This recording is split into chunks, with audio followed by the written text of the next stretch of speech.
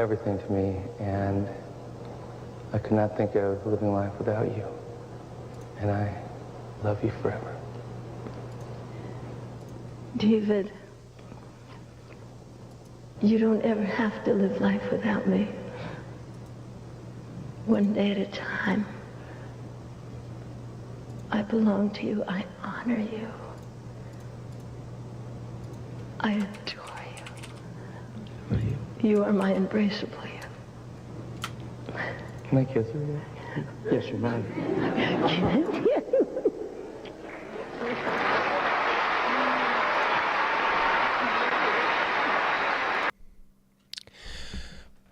Welcome to the fucking stream. It's been a while. I've been busy. I've been dealing with a bunch of shit in real life.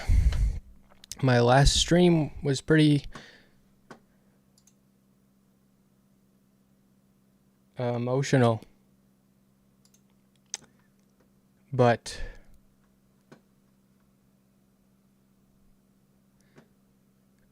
and so I did take a couple of days off, but it's not like I don't always take a couple of days off. But I've been dealing with a bunch of shit. It's given me a lot of time to process some of my emotions. I had to do this charcoal commission. And every time I get these charcoal commissions, I do these charcoal drawings of people's dogs, usually deceased dogs, sometimes family members, but mostly dogs, sometimes cats. And I hate doing it. I don't charge enough. I charge like $100 a pop. If it's got two dogs in it, and it's $150. It's not enough. So I got that commission like fucking 3 months ago, and I just did it all last minute, and that was real stressful. And also, I have been doing a couple things. I made some AI music. AI music is popping off.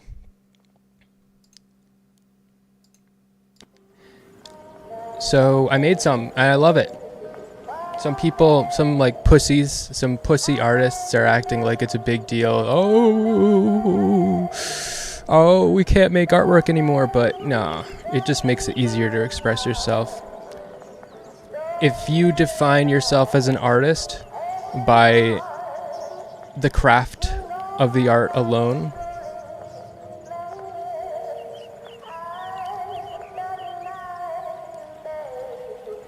an artist is the thing at the middle of your artwork that ties together a body of work. And you learn about me, you learn about all my trauma, you learn about my childhood, you learn about my mental illnesses and my personality, and it creates something for you to connect with. And an AI can't do that. Also, even if you could do that, which you probably will eventually, once AI solves all of human psychology, then it'll be able to simulate a human childhood, simulate a human experience, and then have that tie together a whole body of work. But even when you do that, you still can't fuck an AI like you can fuck a human. And you can fuck me. I mean, theoretically.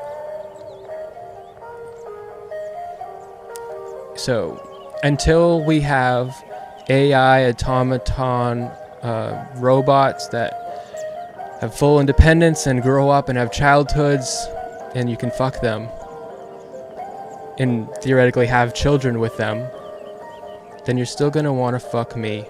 And you're still going to want to connect with me more than you're going to want to connect with an AI, because you can't fuck it. The soul is just your fucking cock and your fucking pussy. That's all that is. Protests popping are fucking retards. Someone in chat tells me protests are they're all retards. I made an AI song to help bring us all together. I'll share it with you. It's one of the things I did. I think this is it. Yeah. Okay, it's a very wholesome song here. Here, I'll pop this up here. I'll give you a visual. Here, I'll do this. Just give me like a moment here. What, like a brief moment. Let's do this.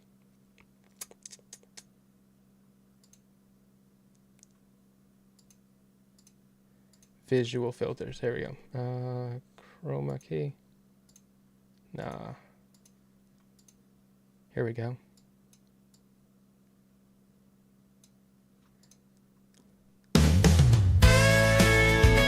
Yeah. God bless. God bless. This land is your land. This land is our land. Give it back.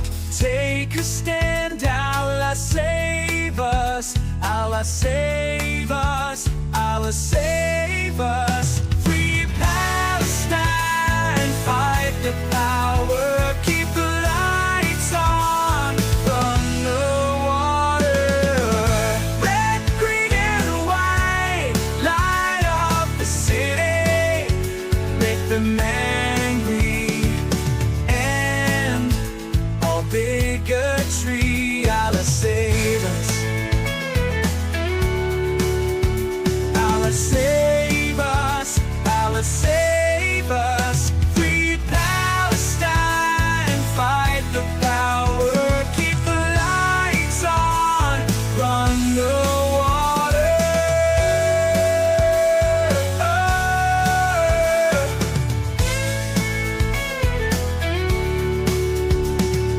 Red, green, and white. Light up the city. Make them angry. And all bigotry. Allah save us. Red, green, and white. Light up the city. Make them angry. Yeah. It ends there. So, yeah, there are all these protesters are idiots.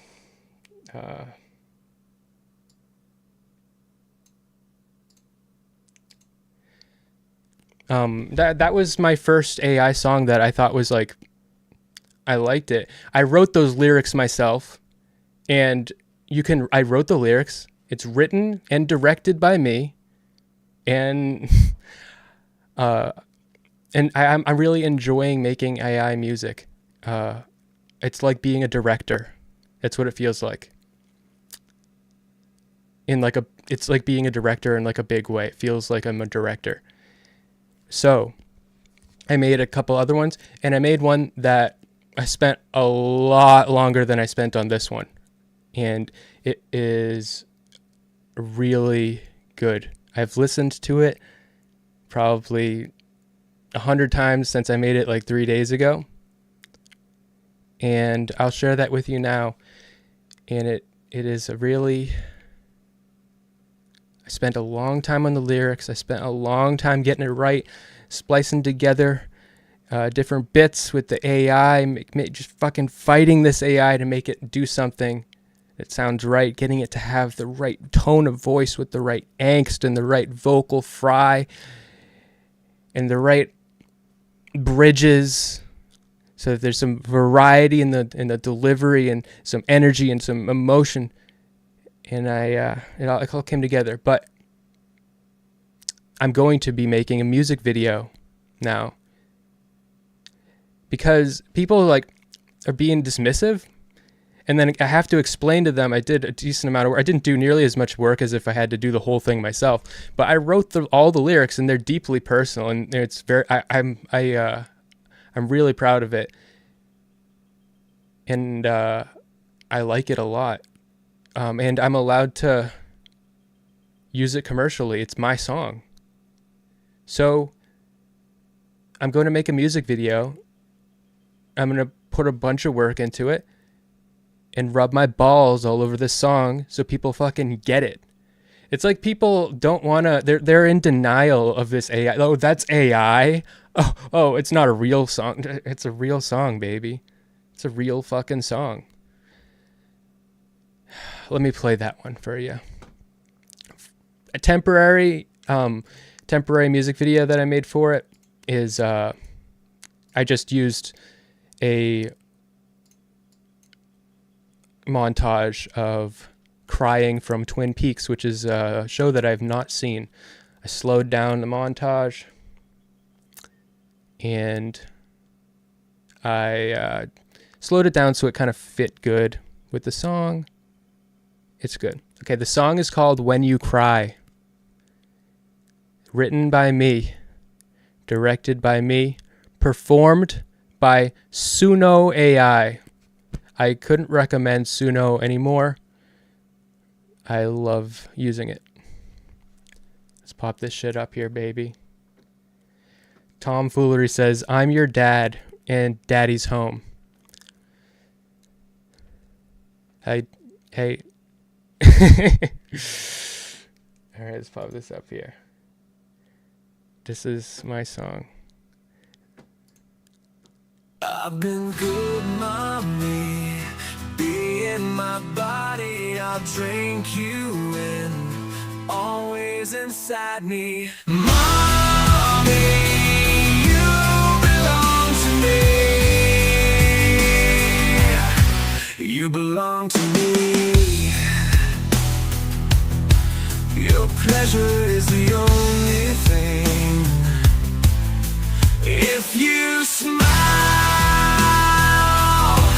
I'd rather die. Look me in the eyes, I'm alive when you cry. Making me scream is all you wanna do. When you focus on me, you're focused on you. Promise me, mommy, enjoy yourself too.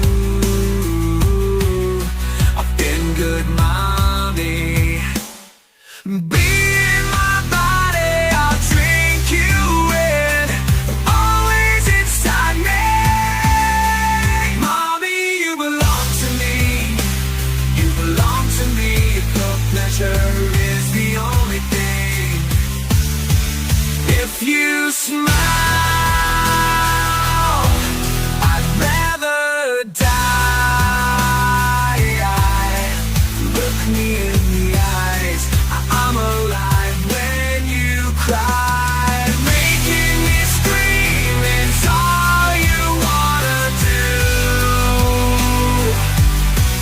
When you focus on me, you're focused on you. Promise me, mommy, enjoy yourself too.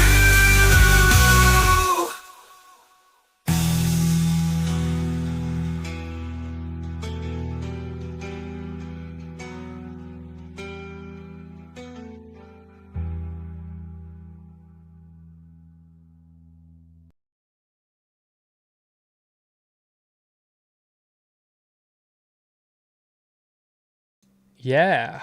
So that's my song.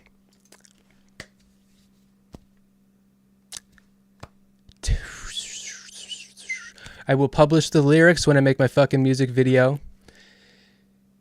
I mean, you could just listen to it. But, oh yeah. Okay, so Mikey in chat says, Dad is dead. Oh yeah, I titled this stream, This Is Not My Dad. I'm going to be talking to BigTech.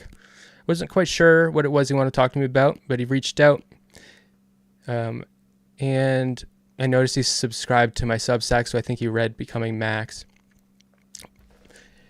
He wants to push back 15 minutes, so I got a bit of time to spare. So I'm going to talk to you about the whole daddy thing. First of all, I don't know, part of me thinks that BigTech is trying to torment Max. I might have to ask him about that.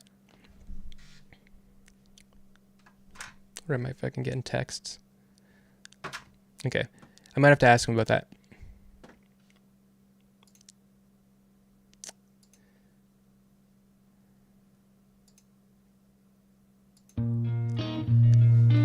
Okay. Max. Everybody keeps trying to be my dad.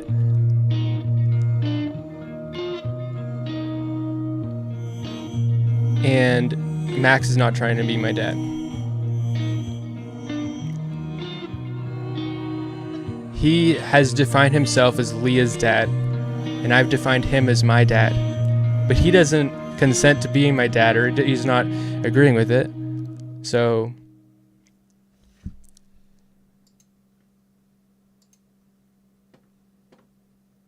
hold on. Oh yeah, I love it when I have my vocal fry.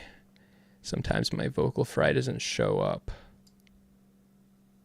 but I love it. So yeah, he's my fucking dad. I have not watched his content since the last time I streamed.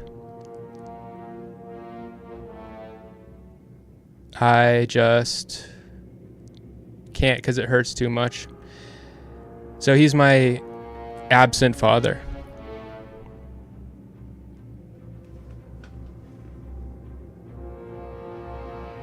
I've got the face of a son. Can I be your dad? I can be your absent father. So I got sick of this weird feeling that I had where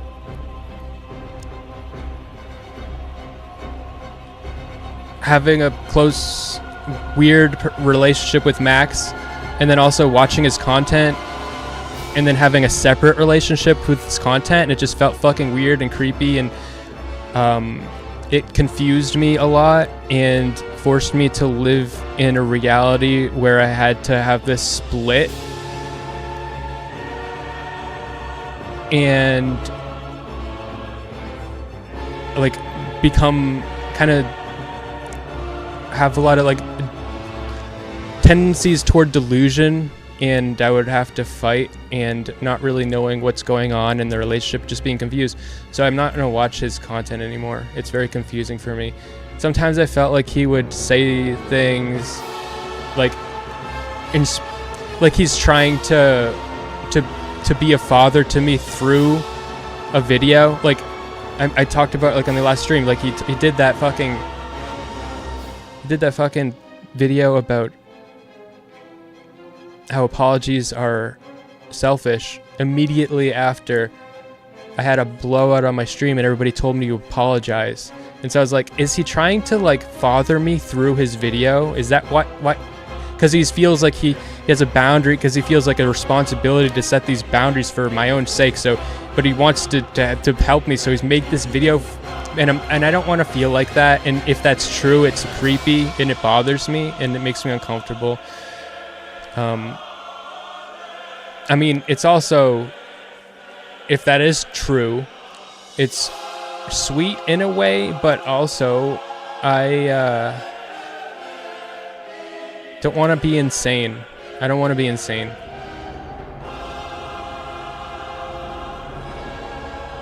Yeah, I don't want to be insane. I'm already insane enough. Also, this has really put me in touch with the abyss within me. As someone who, has the non-diagnosis, the self-non-diagnosis of a non-official personality disorder that I've diagnosed Max with and also myself with, called Covert BPD, which BigTech wants to talk to me about.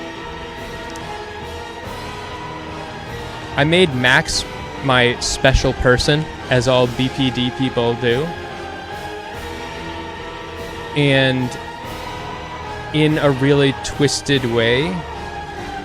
I don't know. I just made him my dad.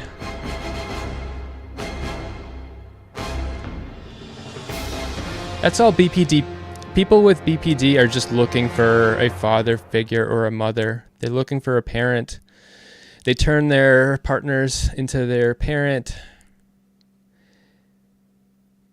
People with covert BPD do the same thing, but they do it in a very controlling way.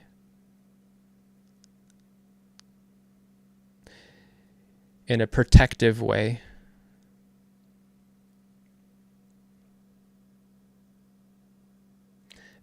Be sane.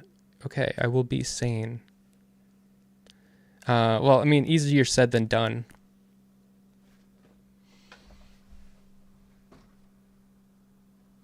Easier said than done.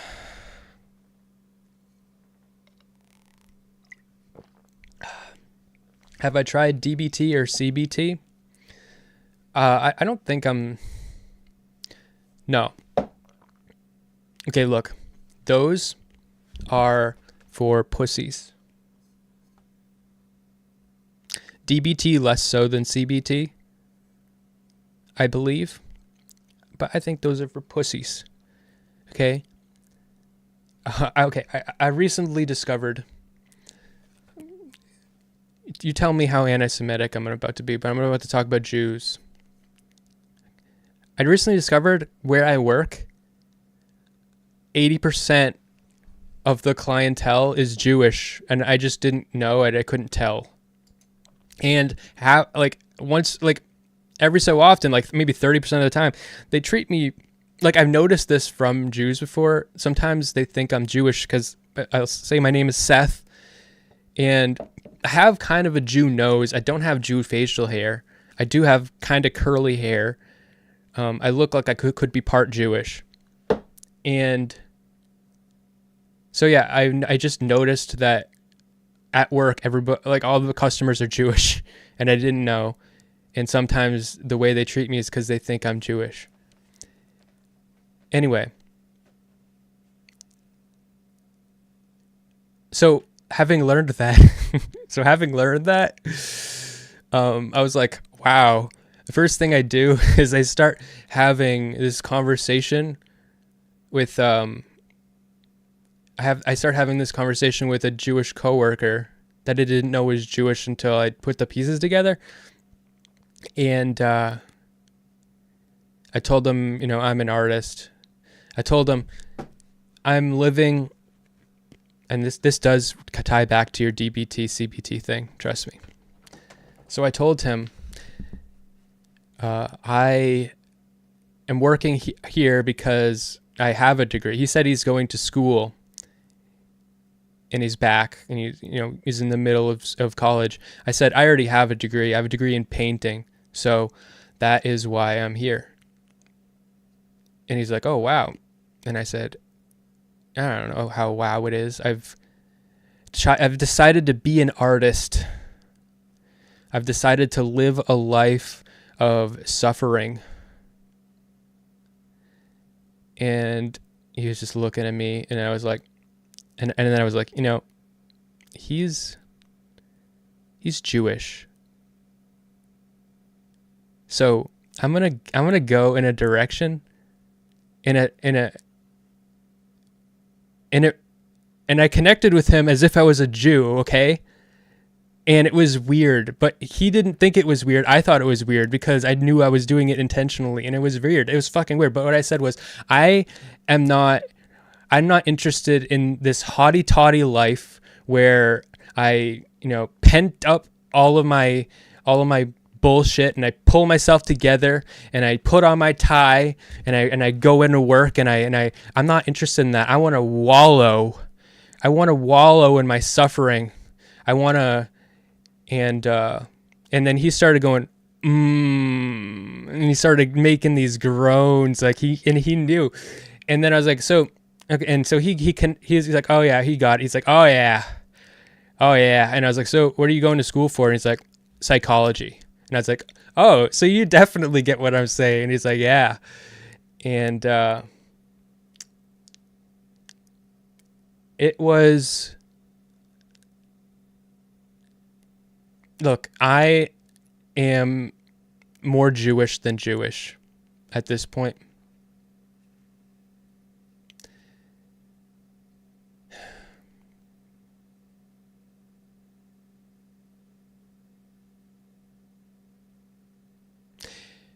This is a very weird development in my life. where noticing if people are Jewish makes me feel like they might think I'm Jewish, and then I can connect with them, even though I'm not Jewish. It's very upsetting to me that that's where I am. But it's where I am.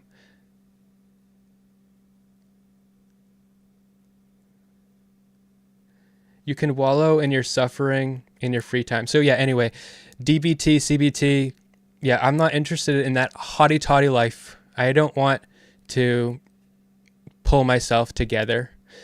I want to find that screaming child that has been locked up, and I want to bring that screaming child out, and I want to be nice to him, and I want to talk to him, and I want to dissect it, and I'm going to pick him apart. I'm going to pick him apart, and I'm going to make art, because I'm an artist. And that process I'm talking about, that is what makes me something that, as of now, and as of probably for the rest of my life, AI cannot replace that. It theoretically can, it probably will eventually, once AI solves all human psychology. But until then, and even after then in some ways, but mostly until then, you're not going to be able to get that experience. You don't want to you don't want to wallow. You don't want to live face to face with the abyss. That's why you have me. You get to watch me do that. You don't have to do it. You can if you want, but that's my job. AI will replace my dad. I don't believe that. Because you can't fuck an AI, and you can fuck your dad.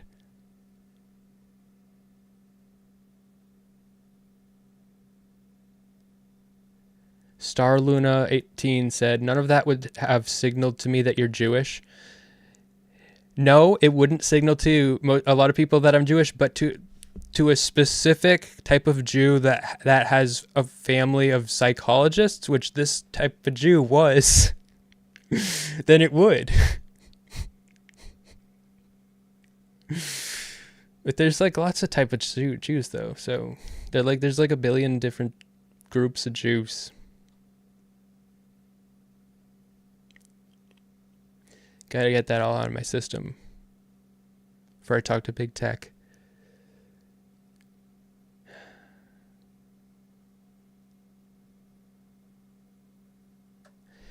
I've been there, done that. Joker mode was fun AF, but all good things come to an end.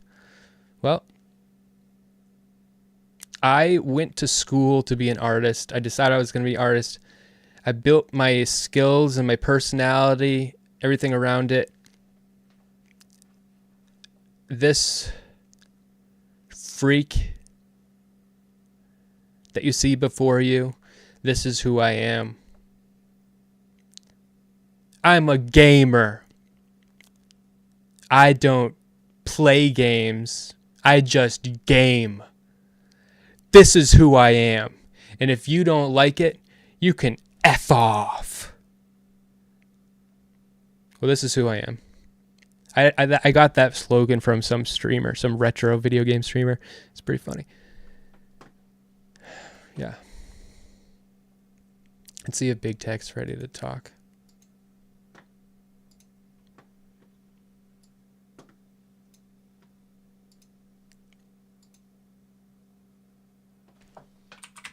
Ready?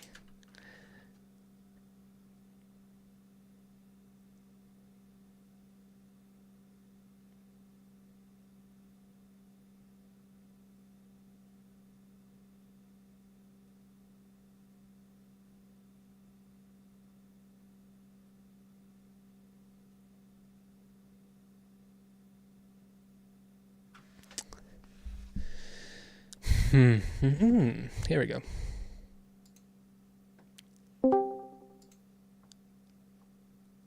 Mr. Smith. Yo, what's up? What's up? Can you Yo. turn All on right, your got virtual you. cam or something? Oh, yeah. Let me turn that on for you. Thanks, babe. Start virtual cam. No problem, sweetie. No problem, sweetheart. How do I do that? Let me see. Bing, bing, bing, bing. Yep. Yeah, there we go. You see me now, yeah? Yep. Cool. Are you trying to be my dad? Are you trying to torture Max? Hop out. Let me get you up here, too. Wait, let me. Oh, there we go. I've got my setup. Good Can too. you There we go. Can you on next to your virtual camera thing, can you click the gear icon and change it to source on OBS? I can, but what are you trying to do? That'll show you my whole stream then if I do that. No, right now I see your whole stream. No, you see a different window that I'm shooting for you. You just want me to turn the chat off? I can do that. Oh, okay, look. It says BigTech at kick.com and I'm happy to have that. I don't know, it's corny to have that for the whole stream. I don't know. Whatever. I can turn that off too if you prefer. No problem. You can watch Big Tech on kick.com at kick.com/bigtech. True. I'm not trying to cuck you here. I'm just, And I'm not trying to outreach to your audience necessarily, but hey, clips are good. Branding. What's wrong with branding? Might as well brand your It can be corny. All right, I don't want to cornify your program. Okay, so here's some thoughts I've had. We good now? Yeah, we're good. We're good. Okay, cool. Are you trying to torture Max? No. Because I didn't watch his last thing with Lav, but on the one before that, you came up at the end. She said, "Oh, Big Tech's my friend," and then this look goes on his face, like he becomes flushed and he starts like smiling. Yeah.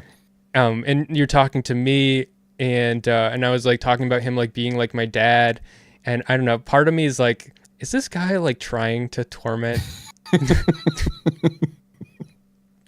It is a weird, it's like, it's a, I don't know what synchronicity or coincidence isn't the word, but it's a weird confluence, maybe, that you and me and Lav, Mr. Girl, we all ended up in some weird little side orbit.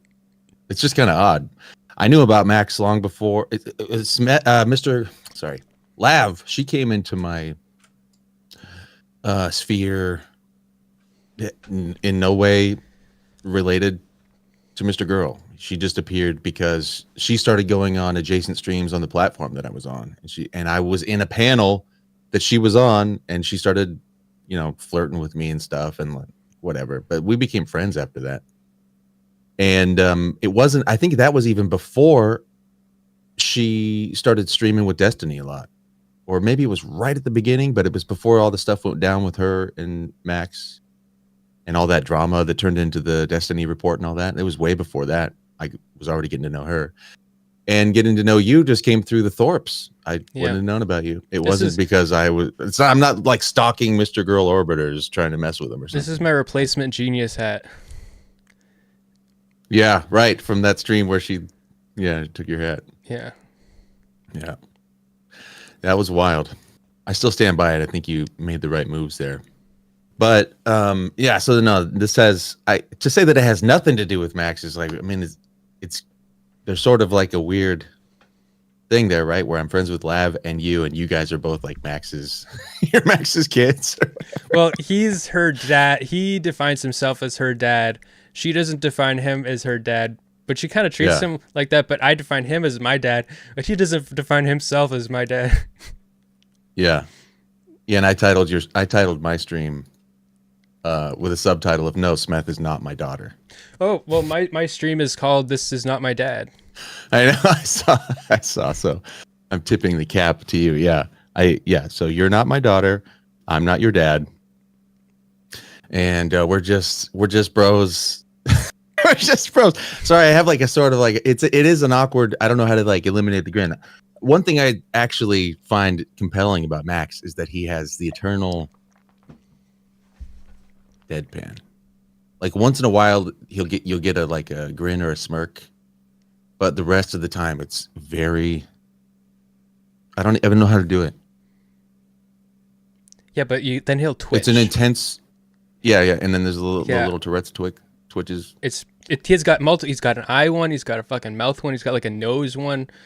And the direct eye contact with the camera, even when you're talking to him, he won't even glance at the screen to see you and your body language. He just while you're speaking, it's incredible. Yeah. Well, yeah. Well, okay, so you said you wanted to talk about Covert BPD, and I feel like that kind of is related, I think. Okay. It's a good jumping off point. Yeah, I want to know, Smeth, what the hell is wrong with you? What's wrong with me? Oh, me too. What the hell's wrong with you? And Max, what the hell's wrong with you guys? What the hell? Well, I said, okay, so Covert BPD is not an official thing, but I think it's basically this guy Sam Vaknin came up with it, and it's BPD, but for men, because it comes out and so women, their BPD gets way worse because they don't feel like they have an internal locus of control. They feel like everything's happening to them and they're just reacting. But men, we're taught that we are the ones that have to like take charge and shit. So your response to the BPD condition is to be very controlled, very like trying to protect everyone around, like trying to like this, keep everything safe and compartmentalize in your I don't see him as lacking emotion or anything. I just see him as trying to be, or not even trying, just it's like he forces himself to be everybody's dad at all times.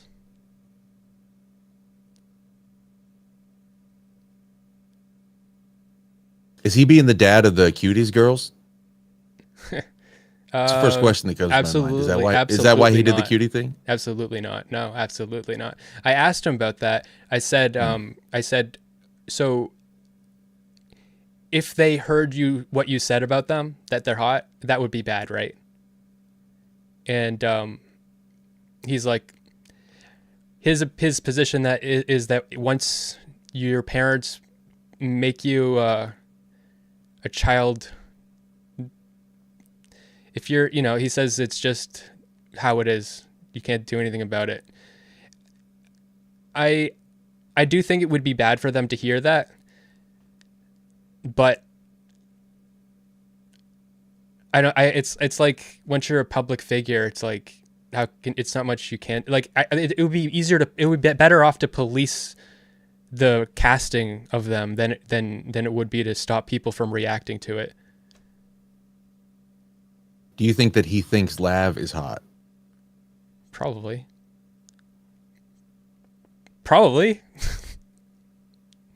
Right, but he calls her his daughter. But he will never say that. He'll never talk about her body like that. Why not? Because she's his daughter? Yeah. So he'll talk about, I wonder why. Do you think, I mean, you know him better than me.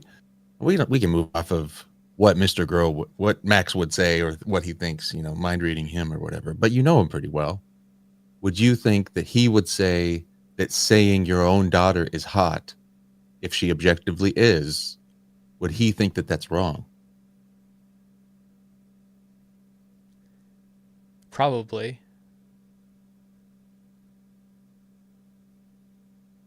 I ask because I don't really understand his ethics or whatever, what he calls right and wrong. I don't know if I have like a real grasp on it. I'm not saying it's yeah. I don't mean to throw shade by saying I don't understand it. I don't mean it's ununderstandable, but he's coming from a frame that's not my own. So it's he has very hyper rigid ethics. Right. He does care. And what are they based on? So in his ethics, why would it be wrong for a father to say that his own daughter is hot? Like Ben does it to Grace. Yeah, he wouldn't be okay with that at all. And why? Because first of all, you're evaluating her, and also you're revealing your like his boundaries with me are like, he doesn't want to tell me what he thinks about me because it will change how I think about myself because of how I look up to him. And he knows that. And so he won't go there with me. And he probably has a lot of the same type of boundaries with Lav in that regard. I think a lot of his boundaries with me are just because he hates himself so much that he doesn't believe that he can actually be a mentor. So he's put himself in a weird position, and he's like trying to do like the right things and stuff, but I don't think he can like handle it. I think everybody that looks up to him, they get some of his self-hatred secondary off of it. Like it makes him hate them. It makes him disgusted by them. That's deep. Yeah. That's deep. I can kind of relate to that. I don't want people looking up to me. Yeah. Even though I might from time to time like make prescriptions for how people should be. I'm opinionated. You know, I talk about my ideal, this or that. But I don't want people to look up to me and like try to be like me or see me as a role model for themselves. And if I felt somebody was putting that on me, or even like asking that from me, that's an interesting spot to be in, you know? And I would say that I would be very particular. Like, well, see, the thing is, the first thing that comes to mind is that I'm weird, but so is he. So it's like, don't look up to me. I'm weird. In fact, I would be evaluating any potential mentee of mine. I would be evaluating if they're weird enough to be like me. Like, do you actually qualify for this mentorship program? I'd be trying to qualify you and try to see if you could pass muster. Are you, like, because you don't want to fuck them up. prerequisites? They have to be fucked up enough. Like, you know what I mean? I don't want to take a guy who's normal or a guy who has a potential to be, you know, to fit in or something, and then make them like me and ruin their fucking life. Yeah. You know what I mean? Well, so that's like, it's kind of, I am an artist, and look, I think I consider this like a curse, but like I chose this a long time ago, and I went to school for it, and my personality and my skills all revolve around it. And when I was trying to not be an artist, I became miserable, and so I was like, okay, well, I'm like, this life of misery and suffering is what I chose, and I don't know, it's just who I am. But I wouldn't want anybody else to make that. I was just saying, like, I'm gonna be the one to wallow in my, like, this is not a good life choice, to be someone who wallows in their own suffering and, like, you know, like learns about their like childhood trauma and like dissects it all, and like you can just button your shirt up, you know, like pull yourself the fuck together and go to work like most people. But that's not what I'm doing. And I know that. And so I'm doing that, and you can watch me do it, but you probably shouldn't, unless you can, but I'm not going to stop you, but it won't make you happy.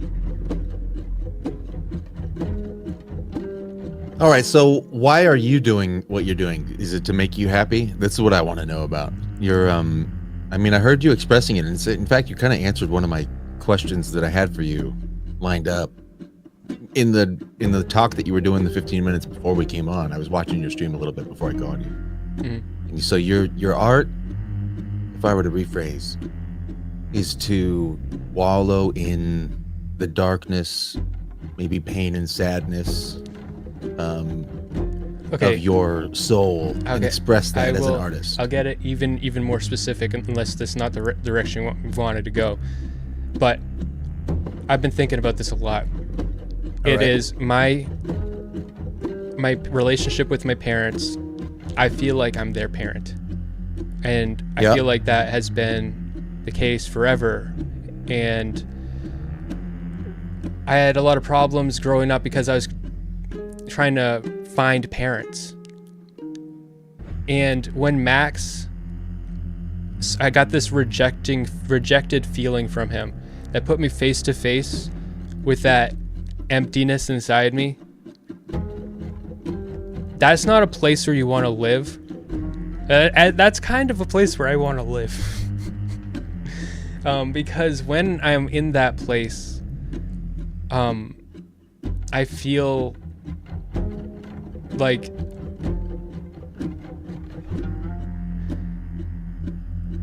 I made that song. I made this AI song, and every time I listen to it, it means a lot to me. I want to make a music video about it. I know. I just have this strong desire to. It's hard to explain. Like, it's not rational.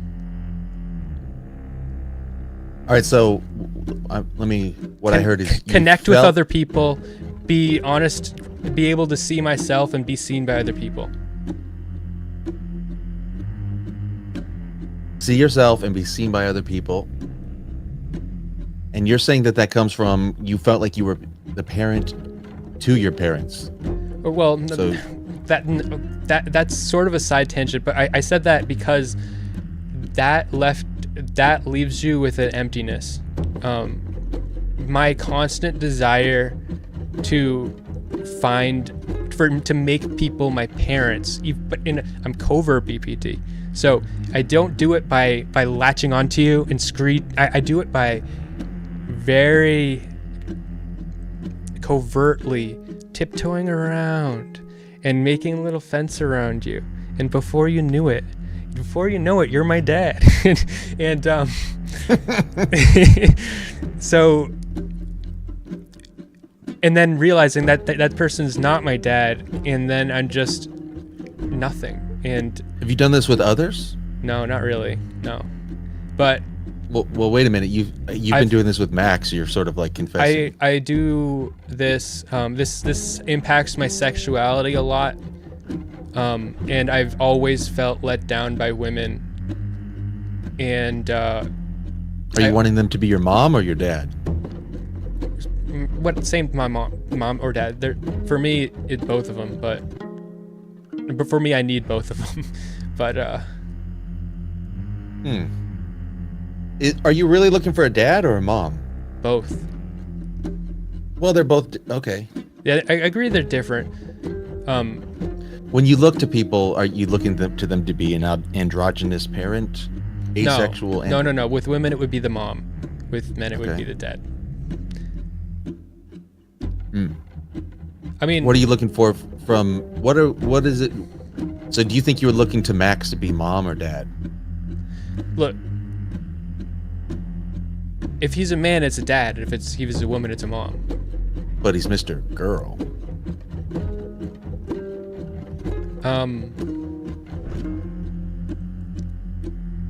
I think he is more of a mom than a dad. I don't... Right. Like, in psychology, we differentiate between mother and father. And I think that holds true, and it makes sense because our relationship to our mom is inherently different. But I don't think it's because we're born to be like that. It's just because the mom is the one who fucking breastfeeds you and does way more caretaking of you when you're very young. But if it was a man, it would be the same thing. But regardless, I feel like I don't have a... I feel like I always was forced to... So, like, every time that I lashed out at my mom, every time that I would, like, fight with her like an angsty teen, and I'm in it, that behavior I would do to her, she would not, then like, the next week, she would mimic it and then do it at me. Mm-hmm. It was constantly me, and then I would always have to be the one to suck it up and take care of her. Was she doing it like sarcastically and knowingly, or she just it just she just became a reflection? of that? She looks up to me, and like she will, or she has always like. She would put it on you to parent her the way that you were looking to be parented. Yeah, and I see that happen with a lot of women in relationships in general. I think if you're gonna talk about it like this, I think in relationships there's a back and forth where sometimes you parent each other. Like sometimes. What was the chicken? There's the chicken and the egg there in that scenario. Which one do you think came from first? Your behavior that you're identifying as angsty teen lashing out, or her doing that back to you? Do you think that she learned that from you, or did you learn it from her? Like, were you? No, I think the reason she's doing that is because of her parents, but the angsty teen thing, that's normal and healthy. You're supposed to differentiate. You're supposed to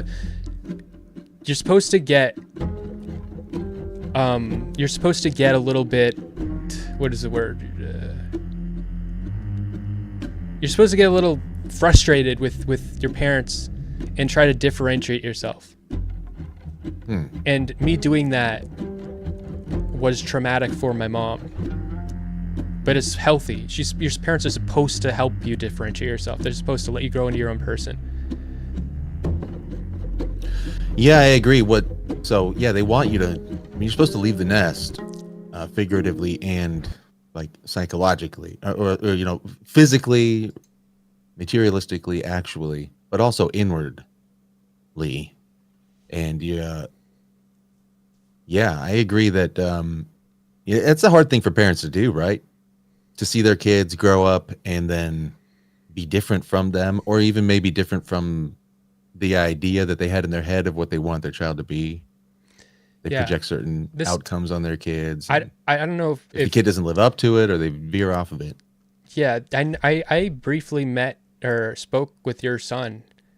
That and your situation with your kid, that when I think about. Are you talking to me right now? Yeah. We were playing Deep Rock Galactic. And you're oh my God, I forgot about that. I was like, you called my son. No, I didn't. That's right. We were playing DRG and he was in there. Yeah, That's right. Sorry, I'm freaking out. I'm sorry. Okay, thanks. I was like, wow, wait, no, what? I didn't like go and find your. No, I'm not. No, but like. That has like haunted me. Like just thinking about you and your fucked up situation where you have this distant relationship with your kid and you have to have like allotted time where you're able to talk. Oh, that's what. Well, he was in the room with me when we were playing, right? Oh shit! I didn't even know that. Oh. No, he was at my house. Oh, okay. Yeah, well, I wasn't on a call with him, and I invited you in. We spent the whole weekend playing video games together, and he was like, "Hey, do any of your friends want to play DRG?" I was like, "Oh, Smeth plays," and I invited you to come play. That, I thought like it was like. I thought it was like he got like kicked off of the call and you said that's the only amount of time that I can talk to him or something. I must have got it wrong. I don't know. No, he doesn't play at home. He only plays when he's here at my house. So if we were playing, he was here. He comes to my house every other weekend. We spend 2 days every other weekend. That's not so bad. No, it's not that bad. No, he and I are best friends. I'm his best friend. And we spend time together and we love it. And it's based. You get the luxury of being the cool parent because you don't have to be around. Yeah. Yeah. I don't get to, but I also don't have to do any disciplining, any like mundane chores of parenting. Like I just have every other weekend. It's just the boys just doing whatever we want all weekend. And that's twice a month. So then in that regard, then it's almost like when I said, "Are you my dad?" and you're like, "We're just boys." It's almost like you're saying, "I am your dad." That's funny. It's funny you say that. But the thing is, if you talk to my son, if you ask him what he calls me most of the time, it's bro. He calls me bro. And he does say, when he refers to me to other people, he says, "Hey, I'm talking to my dad." Or if he needs to get my attention, he might, from the other room, he might say, "Dad." Like he does refer to me that way, but when he addresses me, it's usually, "Bro, look at this," like because we're bros. So it's that could I think that could be bad. Think so? Yeah, I don't know. I don't know your relationship with him. I don't know. I don't know either. I think it's weird. Talking about other people's parenting is a topic that is very taboo. I think he calls me that because that's what I call him too. Bro, come here real quick. Check this out. And he'll be like, what? I call him bro, he calls me bro. I think, I don't know. I don't think it's, maybe, you think it's bad? I don't know. I don't know. I think it's cool. I have the relationship with him that I wish I had with my dad. I wish there was more of that. I'm not saying I wish that it was just like mine and his, but I'm saying there's things that I cherish about, and like I feel glad and like very pleased with about my relationship with my son. That, you know, I think there's ways that I'm fulfilling, you know, certain things that I thought my dad could have done better. I'm like, well, I can either be resentful about him in that way, or I can just learn and go like, oh, well, those are things that I will fulfill when I'm a dad. Like things that maybe I wish there was a little bit more of with my dad, I would have liked, you know what I mean? If there's like certain, you know, things that I would have liked more of from my dad, well, that'll be me when I'm a dad. But what about like, I feel like you have to,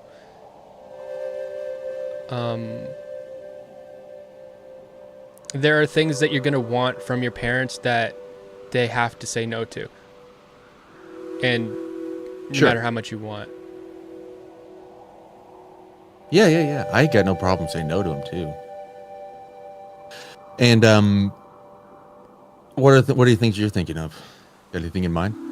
Well, as a Jew, my mind went as a psychological and spiritual Jew. Yeah. I was thinking like sexual, and I was thinking about when I was very little. Because I think that there's definitely like, I think. By the way, he's 13. By the way, so we're talking about an adolescent. Sure. Yeah. I'm not talking about your kid. I'm talking about myself now. So I'm just like, I think if you did everything your kid wanted, like as they're growing up. So I have a memory of like playing with myself, and. Do you mean in like the my dick. Alone time way? No, yeah, but I was just hanging out in the living room. But I was very, very little. Like I didn't know this was alone time type of thing. Are you hanging in the living room doing a JO? But I was like, see, I'm your kid now if I'm calling you bro. But it was. Let's go. That's it. Everybody who calls me bro is my son from now on. Yeah. It was just. Which, by the way, we can get into that later. But I actually think that we should have a paternal relationship with everybody around us. It's sort of how I feel about it. Everybody around us. Yeah. More, appropriately, it would be that I'm uncle, right? Depending on the age gap. But like, that's just like the respectful term to refer to anybody in your civilization who's the age of your father, potentially. Okay. Well, this is something I've been thinking about you. That this is where I want to go right now. Okay. Me playing with myself as a kid, whatever. It's just I was just playing with. I'm just saying, like, if I had my way, I would have been like, no, it's fine. I like it. Just feels good. Why don't you touch it? And then like, like the parents like should not do that. That's where I was going. Whoa. Yeah, very profound. Wait, how old do you think you were in this scenario? This is fascinating. Probably like 4 or 3. 4 or 3? Yeah. You were playing with an erection at 4? I don't even know if I was erect. I just know I was playing with it. It was more fun to. I remember thinking that it was more fun to play with when it wasn't erect. Wait, so how did your parents react when you did that? My mom was like, "What the hell are you doing?" And she's like, "You can't do that in here." And got mad at me, and I don't know. Anyway, did she shame you or scare you or what? How did you feel? I felt shamed, but this is the thing with all of my childhood. I always thought everybody had the same type of childhood, and I would always think, oh, it could have been worse and stuff, but she did shame me. But I do think it could have been worse. Sure. But in that instance, do you remember how you felt when she addressed it that way? I was like, oh, I didn't know I'm supposed to be embarrassed about this. But you were confused by her response? I didn't know or what Like, jerking off was. I wasn't like thinking about girls or anything. I just like playing with my body, you know? Right. Were you naked in the I think so. Yeah. living room? So it was like I was young enough that being naked in the living room wasn't a problem. Yeah. Yeah. Right. Right. You're just a little kid, but you're fiddling with the ding dong. Yeah, And yeah. she came in and was like, "Hey, what the hell?" Yeah. Did you cry? Did you like run away? No, Did you I didn't feel, cry. Like, mad at her for doing that? No, I or was were just you like, oh. okay. I was like, the reaction I had was, oh, okay, I'm not supposed to. I'm not supposed to like this. Hmm. Well, now I love it. You can't stop me now. You're like I'll literally be doing it, and then I'll get like a text, and I'll be like, let's like press the let's turn that off, and 4 hours later, you'll see me show up, and I'm like, how's it going, guys? Why's your face red? Oh.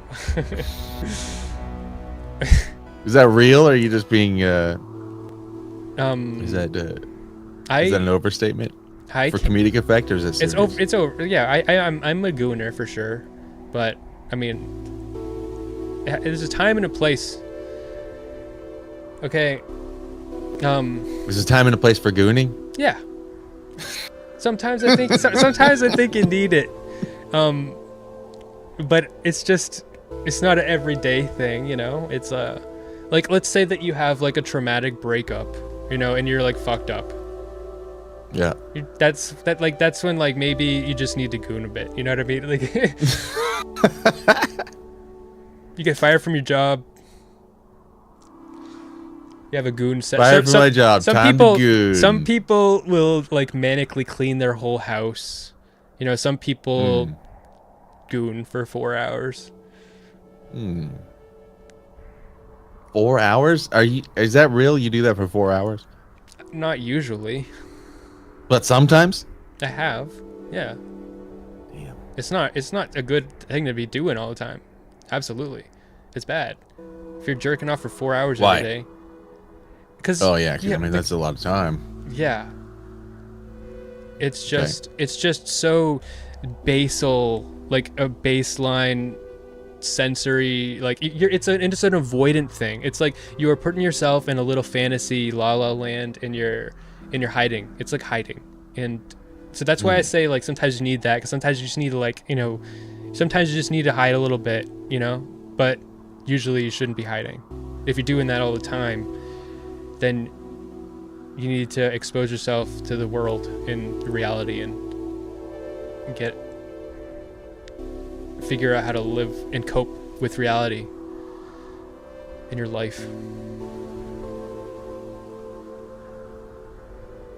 If you could hide away and just do that all the time, would you do it? No. Why not? Because like I was saying before, I've chosen a life.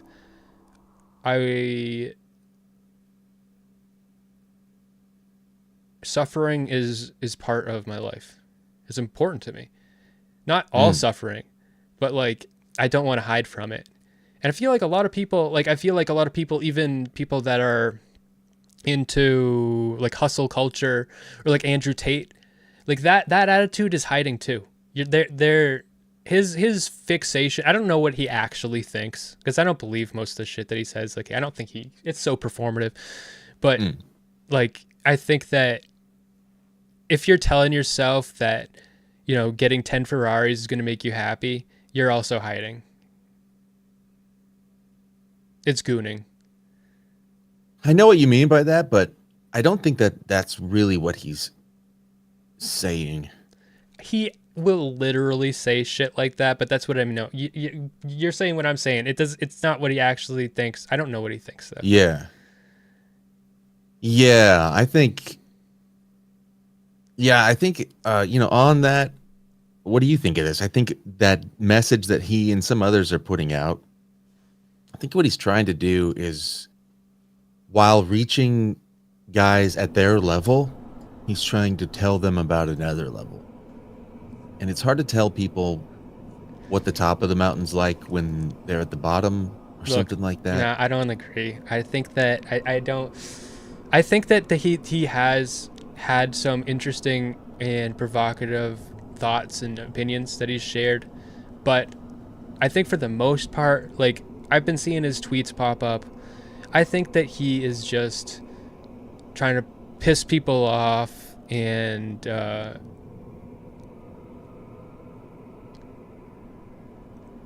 just be edgy and provocative just for the sake of getting attention. Well, I think that's definitely part of the program. Yeah, and that's how he gets his, signal boosted out there. I think a lot of the shit he says is, if he actually cares, like, a lot of the shit he says is contradictory to like having any kind of healthy attitude. I just don't. I think that he's like making people's lives worse. I think if you follow the shit that he says, there might be nuggets in there that are good, but if you actually follow everything he says, then I think your life's gonna be really bad. For instance, in the United States, social mobility, especially for men, is really low. It's the lowest of all the major industrialized first world countries. Of all capitalist countries, the United States, your ability to like be poor and then grow up and then get like rich is very low.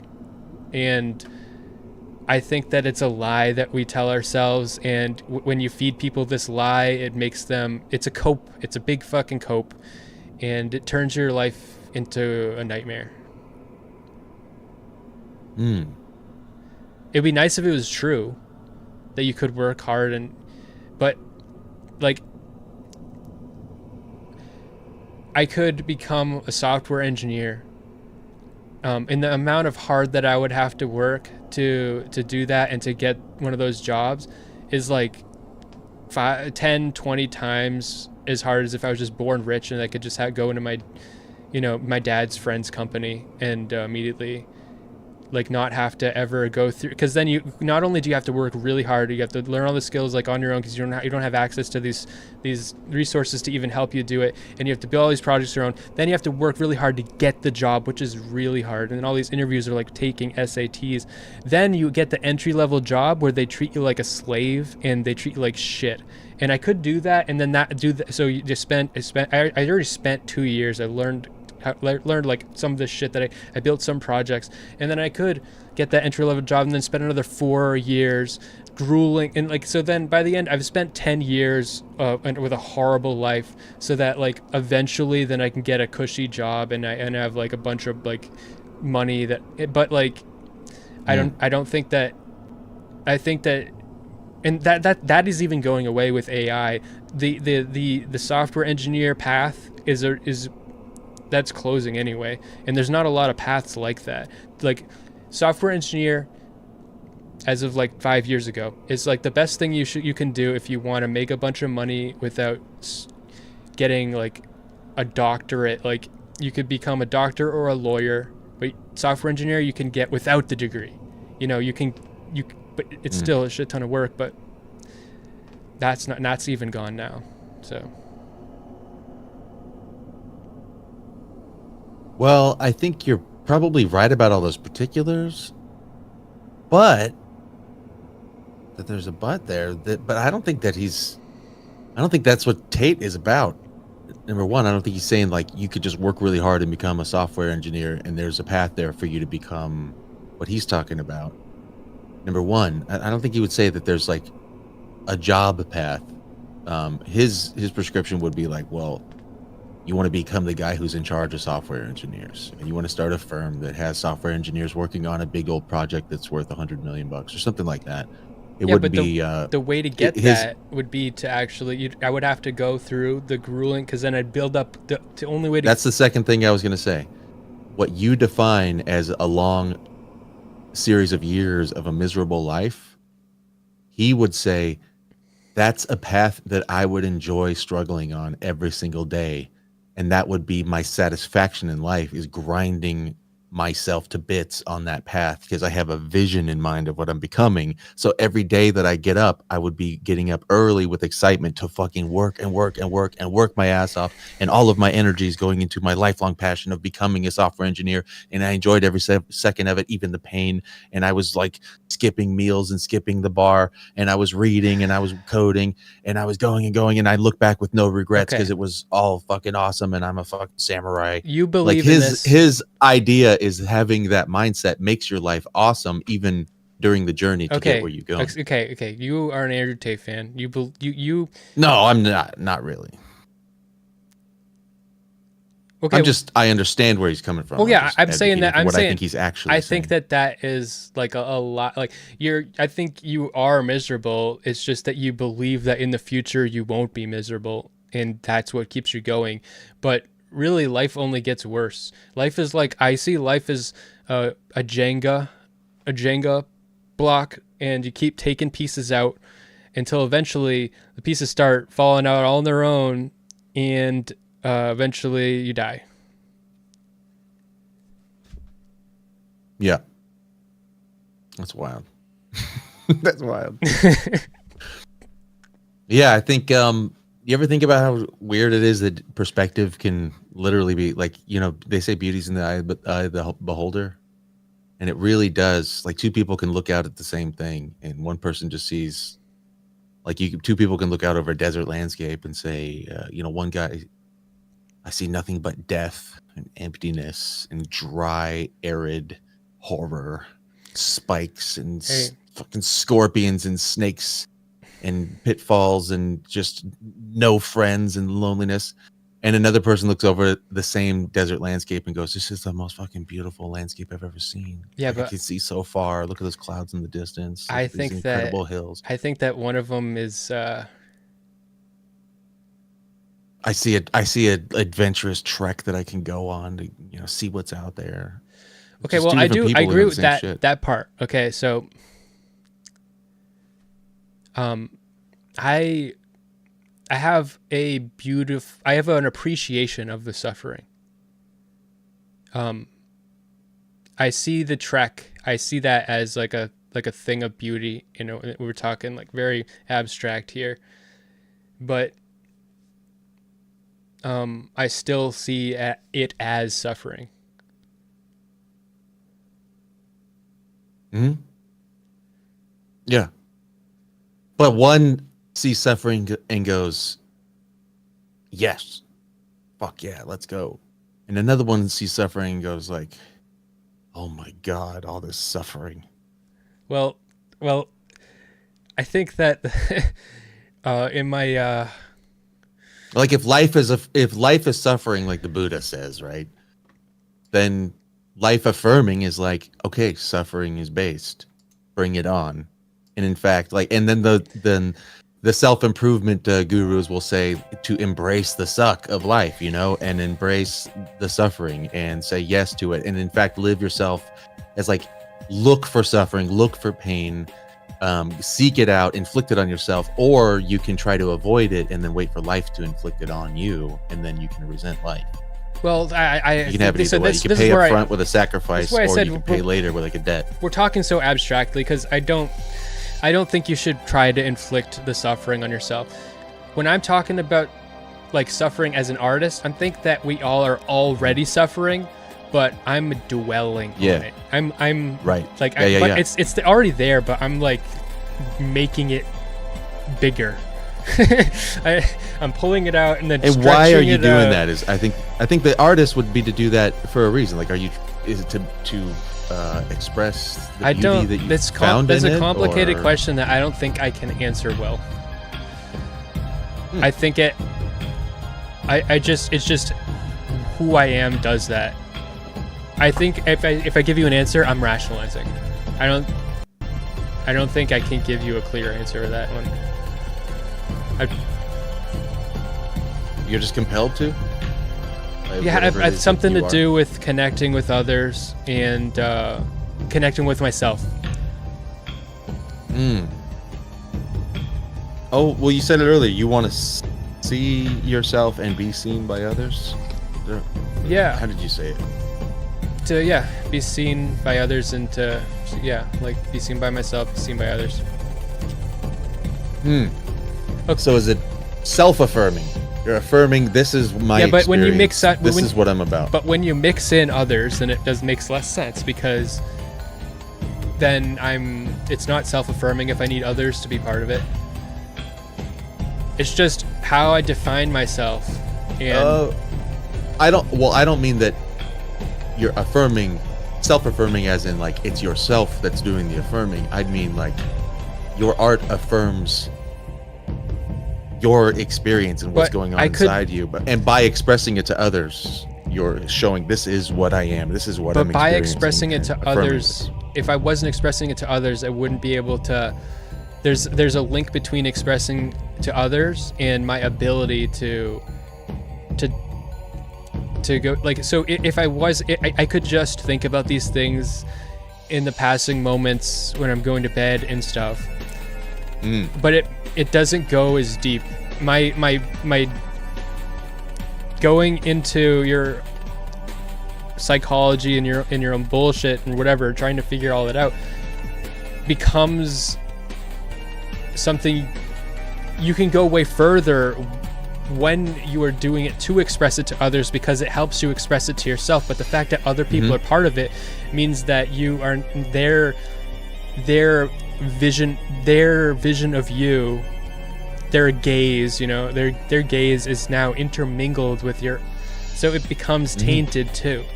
So it's complicated, and I can't say it's just for self-affirmation. It's because part of my self-affirmation is your gaze. That's fucked. That's not. So I can't give you an answer that sounds nice and healthy. I'm an insane person. That's what I. Not looking for a nice, healthy answer. No, I'm just looking for the actual answer. I don't even know what that is. Isn't that interesting? You're doing it and you don't know what the answer is. I've thought about this. I used to think I knew what the answer was, and now I feel like when I do that, I'm lying to myself. Do you think there is no answer, or it's just currently hidden beyond your grasp? Haven't discovered it. I think that it might be, there are good things about it and there are bad things about it. And I think that it is not any one good thing or one bad thing, but it's all a complex mosaic of who I am. I want to talk to you about, okay, I'm sorry to change the topic, but It's okay. We're about kind of chasing rabbit holes here. It's all fine. about you. Okay. Okay. If you are my Uh-oh. if you are my dad, right? Or whatever. Because I kind of, part of me was wondering, is he going to try to like the first stream I do after that, like big stream where I was like all emotional about like whole dad thing. Anyway, if I like you, I think that you can understand me. I think you're a thoughtful person. All right. So I know if I talk to you, but I also don't trust you in the way that I would have to trust a dad. Because I think that if I start going in a direction with like the shit that I'm saying or something, and there's something you don't like, a dad has just got to be like, that's my son. You know what I mean? But I feel like you're not going to do that. You're not going to. Like if I start. What do you think I would do? I don't know. We had a conversation like you were saying that like Marilyn Manson, the existence of Marilyn Manson might be bad for society. And Well, you remember more about our interactions than I do.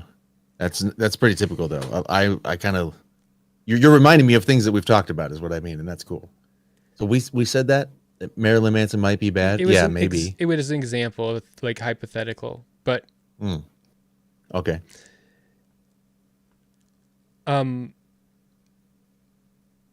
I'm kind of mixed. I don't know. I feel like I'd like to hear what I said about that. I don't. That doesn't sound like how I actually feel about Marilyn Manson. But go ahead. Maybe it was a hypothetical. We were talking about even though something might be healthy for some people, it might be bad have a negative effect on culture at large. And you were saying that you believe that we should try to like rein in on shit like that. And my position is I think that we should just not let like kids, like if there should be, I think we should all have to like register in some way so that if you are a kid, you just can't go on YouTube. That's my position. So and if you're mentally ill, you shouldn't be, you know, if you're literally suicidal, you shouldn't be listening to Marilyn Manson. Absolutely not. You know, he's literally talks about suicide and killing yourself all the time. It's not you shouldn't be. It's a bad idea. So I think that if we are like friends and close, then I don't know. I feel like I just don't trust you to be like a loyal person. Which is fine. Like it's kind of a streamer type relationship. But I feel like if you don't like direction I go and you think that it's negative, then you're not going to ignore it or something. I don't know. I don't know. It's not like I'm super familiar with everything you've ever done, but I just get the impression that you don't have that type of loyalty because you have a strong loyalty to some type of vision or something.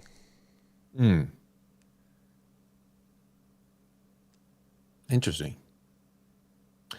Well, you might be right. I don't know. I don't know exactly. I don't know. Well, you might be right, but I don't know. Yeah, and I'm not. I wouldn't make any promises otherwise. I wouldn't say, yeah, I'm gonna support and affirm your choices, or whatever, and back you in every choice you make because I love you or something like that. Right. I wouldn't do that to anybody. No. Right, yeah, no. Right. Exactly. And I wouldn't do that to my son either. To be honest, like if he's doing something that I think is like going to, take him down a path that's, bad for him or bad for others or just like the wrong one. I think it's like erroneous. Like if he's making a choice that's what I would want to do and what I would like be my responsibility, as somebody who does care about him, would be to try to help him in whatever I can, in whatever way I can. Like if I see there's a pitfall ahead, I'd want to try to alert him of that. Like, help him see what I see if I can. And so the loyalty though is that I don't take my love away from him, even if he's making wrong choices or choices that I don't like. Like even if he fucks up and makes choices that I like totally disagree with, if that makes me love him less or like withhold myself from him or start to hate him or something like that, despise him, then I'm being a terrible father. Like, that's my perception. Like that's my sense of loyalty. Like that's outside of what it is. So I'm free to disagree with him, advise him, warn him, correct him and all that stuff. But also through all that, my feeling toward him, when that changes, then I'm getting in my ego then toward him. Okay, if he starts saying the cuties are hot, or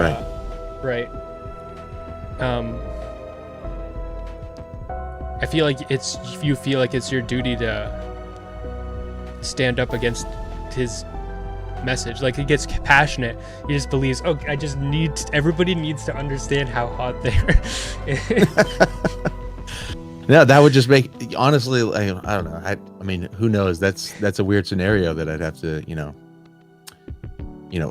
feel my way into there. But I'd be looking for like, well, what's going on with my dude? Yeah, bro, what's happening? Like, what's happening with you? What are you going through? What are you trying to say? Like, what are you experiencing? Why is it this way with you? Well, he is 12, so you're a grown man. I mean, you're in your late 30s and you're talking about 14-year-old girls in this way. what happened? Are you okay? Yeah, all right there. And I'd have concern for him, you know, I'd have compassion for him. I'd have like a serious curiosity about like what he's going through. Did you watch Mr. Girl's Cuties review? I want to say no because I don't remember, but maybe I did. I consume a lot of content, and I also just kind of like sometimes I watch a Hollywood movie that I watched 10 years ago, and it's the first time I've ever seen it until the end of the movie. I'm like, wait a minute, I think I've seen this before. And then I remember, oh yeah, I watched this whole movie before. I just sort of like, I just let it go. I've had that happen it's a just, couple times. It's kind of horrifying. Yeah, so if I went to go watch it right now, I might remember and go, oh yeah, I did watch this before. So I feel like I'm familiar with the takes. Maybe I saw it. Okay. His position isn't that. But I haven't seen Cuties either, though. So I've wondered if I should watch it though, because just see like what's everybody talking about. I feel like I get what's in there, but also maybe not. It's about like a Muslim girl who's like split between like a super conservative and then trying to fit in with, and she gets into this twerking squad, and it's supposed to make you horrified at both and see like there's no. Yeah. This is what I get about it. See, I've read the reviews, I've read the synopsis, I've watched people make videos about it and explain it. I haven't seen it. Okay. But yeah. Okay, so Max's position. Okay, they're telling me in chat that we watched his review, I guess. I guess I reviewed it on stream. All right, great. It's not like he wants everybody to like jerk off to Cuties. Like, it's that he thinks that adults have attraction to teenagers, and we have to admit that if we want to protect them. I don't know if that's not. I don't think that was part of his review, but that's definitely his position. Yeah. I agree. I think we do have to admit we can't pretend that. So you leave a grown man alone with like a bunch of like 15-year-olds, and like like you better like, hey buddy, like you need to. You're in a. We know that you have these thoughts sometimes, so like just chill, like you know what I mean. We have to, if we want to protect them. Here's what I have something to say about it actually. So what I find lacking, and if I'm wrong about this, if he's got this in there, then forgive me, then I forgot. But here's what I think needs to be part of that conversation that I just think is missing, is that it's not normal to. And it seems like it's normalizing. And what I mean is that, like, when I was 14, hell yeah, I was attracted to 14-year-old girls. Probably when I was 15 too. And there were probably some 14-year-olds who looked like 16 or 17-year-olds. You know how sometimes it's like that? And probably when I was 18 or 19, I was attracted to those ones, whether or not I knew what their age was. Because some of them just look 16, 17 at 14 sometimes, And sometimes the other way around too. Sometimes you meet a 16-year-old girl and she's like, oh, I thought you were like 12. What a minute, you're 16? Holy shit. No, not hot anymore. And it can go both ways. And when I was 16, I had a 15-year-old girlfriend, but the thing is, and yeah, she was the world to me at that time, and she was beautiful. And to me at that time, she was like a woman, but she was 15 in my world frame. But if I look back at pictures of her and me now, I look like a child and she looks like a child. And it's because my world frame, like my perspective of reality and people has shifted as I've matured myself. And in my view, that's normal. I think that's like a maturation. I'm maturing in my view of others as I grow into adulthood and the parenthood age, and then like I'm damn near grandfather age at this point. Like if I had kids young, my kids would be the age to where they could then have kids young too. You know what I mean? So like if I had a kid at 20, my kid would be 20 right now, and he could be having a kid too. So I'd be a grandfather. So at my age, I don't, and I'm not. It's not a virtue signal. It's not like not trying to appease Who's the anybody least by saying this. pedo? Yeah, exactly. I'm not in competition, but I straight up do not have like thoughts and fantasies that sexualize teenagers.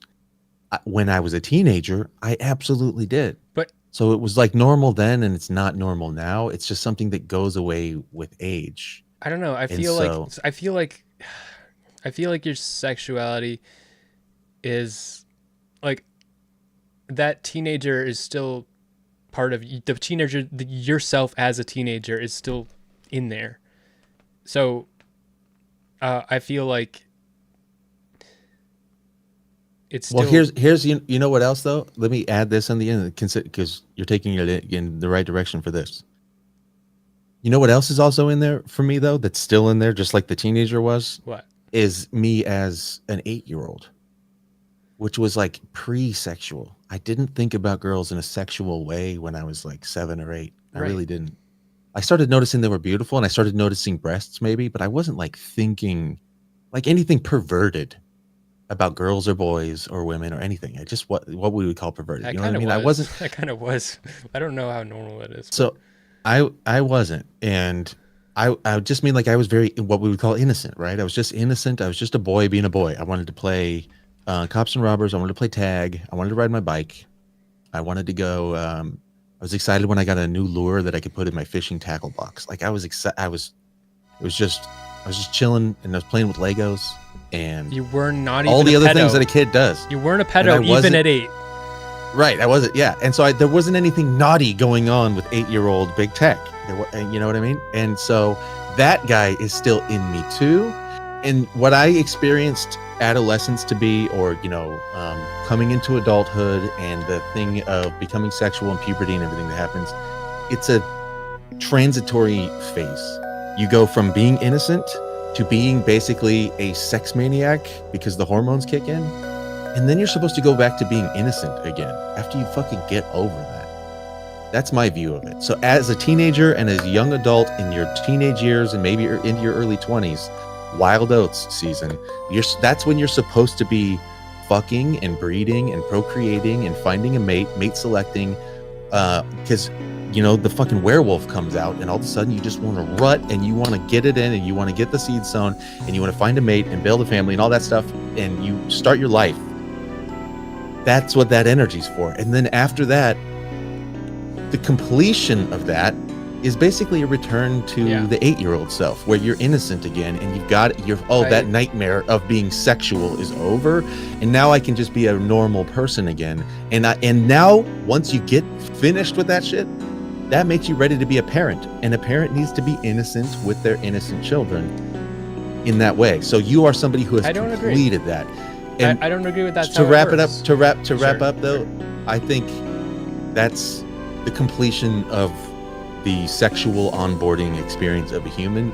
I think that when you complete that, you're now like really a full-grown adult. And when people are into their later years, late 20s, 30s, 40s, and they still have that thing going on where they're like horny and sexualizing and looking at things as sexual objects and being basically like other than innocent, like a child, they haven't completed that thing. So they're just basically sort of like retarded. They just aren't finishing the growing up process, in my opinion. So you're just basically being a horny teenager at 35, 40. Like, fuck's wrong with you? Grow up. I got that term because I was writing a song. I still am writing a song called Sexual Retard. And I got that term from you. But nice. It's used in a couple different ways. It's like, it's about women too, but anyway, that's a totally different thing. I think that I don't think you become an 8-year-old again. I just think that you, not everybody, I think what you're talking about is like you become the werewolf, the horny hormonal werewolf. And then I just think that, so like you start as a puppy, and then you become a werewolf, and then you get old and you just become like a crippled werewolf. Right. Yeah. And but you never tame the beast. The beast just loses strength. but I think that the way I view parenting, and I'm not a parent, okay? So I'm I feel like talking about parenting with somebody who is a parent is weird. So I'm going to acknowledge that. But I think that being a parent is about protecting your kid. Like, so you have a werewolf in you, and you might be kind of like your sexual energy might be more depleted, or you're not as like, you know, foaming at the mouth, but I feel like that's still in you. But job of being a parent is to like separate that from your kid. Like, it's like, I feel like there's like sacrifice in being a parent, and a lot of parts of yourself you have to sacrifice to be good for your kid.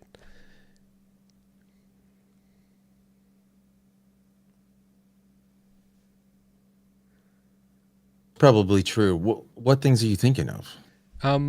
Like, so you can't be like, let's say you're living a bachelor life and you're always having women over and stuff, and now you have a kid. No, not anymore. Well, yeah, sure. Right. Yeah. Is that a sacrifice? Yeah. Well, if you want it, if that's actually what you want. See, that's what I mean, though. It's like, but do you? Why? What? Well, it might be it might be another issue. There might be another issue. You're like, you're See, that's you're how a I sex see it. addict. It's like, you're a sex addict. right. Exactly. Right. So is it a sacrifice to go without a thing that's really just like a vice? But yeah, but let's see. I think I would say the same thing as like, you are addicted to heroin and you have a kid. You should stop doing the heroin. And I think that not doing the drug to the heroin addict experiences a massive sacrifice, and you do it for the kid. It just, my dad, when my mom got pregnant, quit smoking.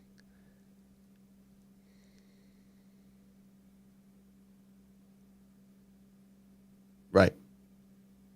I quit smoking weed the first time. Like, it didn't even occur to me. Like, I smoked weed all through my 20s, and I had accepted it as like a normal. Like, I didn't care. I didn't see it as bad. I wasn't thinking about it as being an issue at all. It wasn't something that I was, you know, I didn't think of it as like a habit or something that I was like, oh, I wish I could stop, or I shouldn't do this. There was nothing like that in my mind about it. One day, when my son was very young, around the time he was like learning to walk, around that time, you know, you watch a child go from being an infant to being a toddler, and they develop like a sense of awareness that comes along with while they're getting their legs under them. They're more like awake, you know, there's more of a person there than just like this little ball of goo. It's just like, you know, and, you know, so I'm seeing that he's starting to like know me, you know, more than just like recognize me as that I'm dad, and he's familiar with my form and everything. I hold him and he's like, it's all cool. But it's like, when I come around, he now throws his arms up and runs to me, kind of thing. You know what I mean? And one day, after I had been, one of my favorite things to do is in the afternoon, everything's done, I can roll one, go for a walk with my dogs, and blaze the joint while I'm on a nice long walk. My dogs are chasing rabbits in the hills. It was like epic. I just loved it. It was my favorite. And we would hike together up to this rock up on the hill. I'd go sit on the rock and just like look out over the world and just be high and just, you know, just it was just like the perfect stoner moment in my experience. I loved that. One day on the way back from one of those walks, he was about that age, and I had one of those insights that sometimes you only have when you're high. You're sort of like third person view of your life, you know, an out of body perspective. And I realized, like, oh man, I'm altered. And I bet he knows me well enough that he'll be able to tell. Like, what if he looks in my eyes and like I'm a little different than normal? And I realized, oh, I'm not like fully myself. I'm actually going, when I smoke weed, I'm becoming, you know, a faded version of myself, literally and figuratively, you know? So, and I went, holy shit, I can't, like, that's not right. I don't want to be a different person around him than he's used to. I want to be me, and I want to be fully present. I want to be myself. And if I do that, anyway, you know what I mean? It's just all at once. I all of a sudden noticed like, oh, I'm sort of like taking something from him. I'm taking a bit of myself away from him if I do that. If I'm ever around him high, I was like, whoa. And as soon as it crossed my mind, like the moment I had that insight and I realized it, I just knew like, oh, this is over. And I just got all of my shit and I threw it in the trash, and I never smoked weed again. Yeah. I shouldn't say that. I guess because the internet was. I've already said it before. I did smoke weed another time since then, years later, when I was with some guys that were just like hanging out and chilling. Had a couple beers. One guy was smoking. He passed it my way. He's like, "No, I don't smoke anymore. I used to love it. I don't anymore." It came around and again. He's like, "Hey, what's up? Yeah, it's been so long. Why don't you? We're just chilling." All right, fine. So I smoked a little bit, and it sent me into like the worst, like the bad weed type of trip, like paranoia, and I was uncomfortable and I couldn't enjoy it. And so it was like, oh, the door's closed. So even if I wanted to, I didn't like it. So anyway, that's the one time I did smoke. I forgive you. It's fine. I don't care. I don't care. It's not for you. Thank you for speaking for everybody. Nobody cares. But anyway, I like to be accurate. I said it the wrong way. I hate that about the internet and about it's just a thing. Yeah. We're all anyway. So do you get what I'm saying though? But leave that alone. But that was my own. I could have just left that. I didn't have to insert that. But do you see what I'm saying? It's like there's. Yeah, I know. Yeah, I agree. I think that in a way it's a sacrifice, in a way, but it's not really like, oh, I'm going to give this up, even though I don't want to. I'm gonna surrender this for the greater good of my. It was just like, I want to get rid of this, and I just. Because I didn't want it anymore. You as a person, over. You as a person, like your kid needs you to be a person, and they depend on like observing you and learning from you. And if that person's fucked up, then it's not good. Yeah.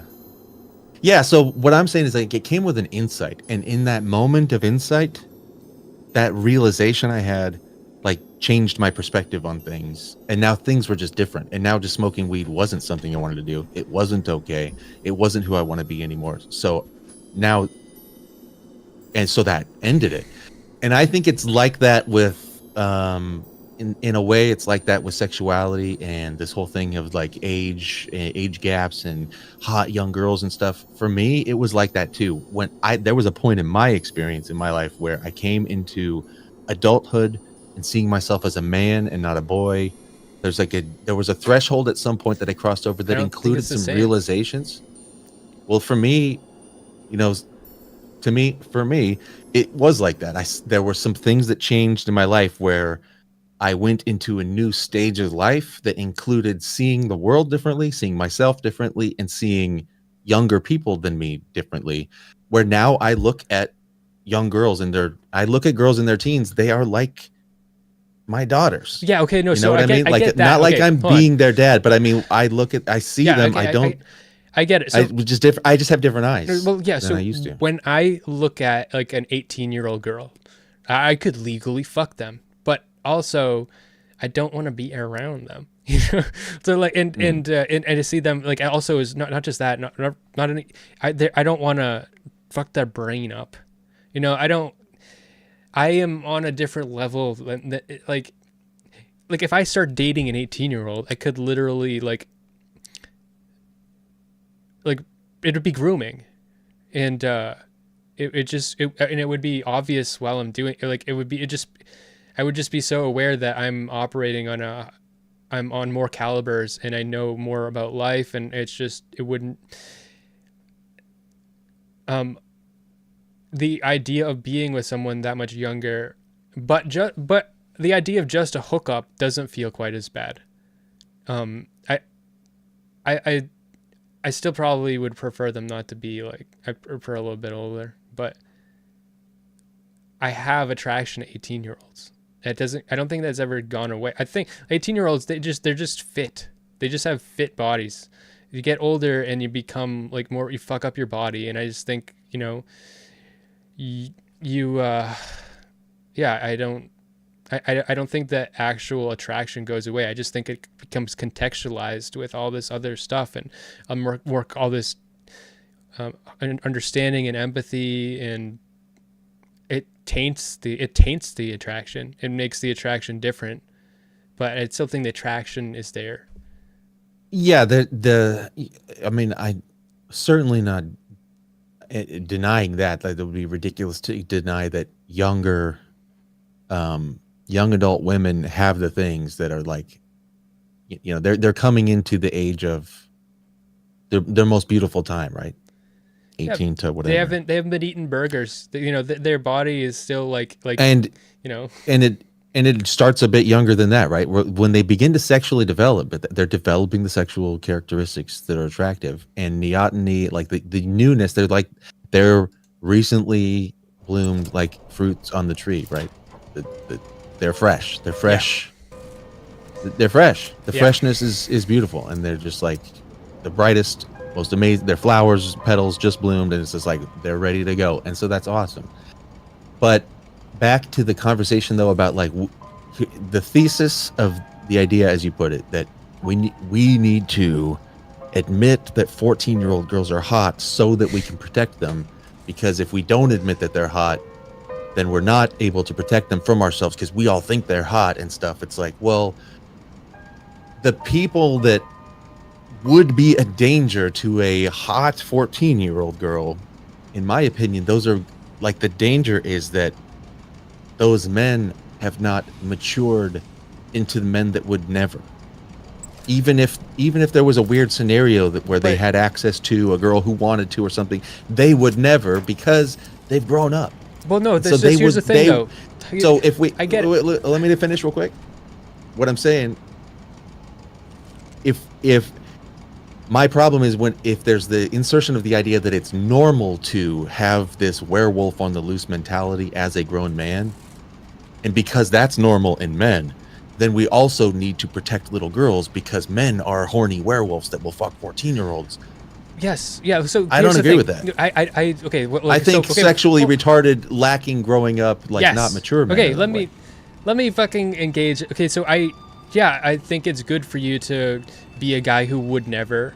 I would expect that of everybody, but also I don't actually expect that of everybody, because there are always going to be people To Catch a Predator, that show.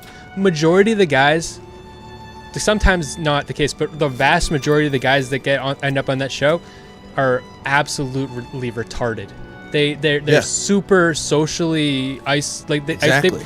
And so there will always be retarded people. And I think for the sake of those girls and for the sake of those retarded people, we need to acknowledge that adult men have that attraction.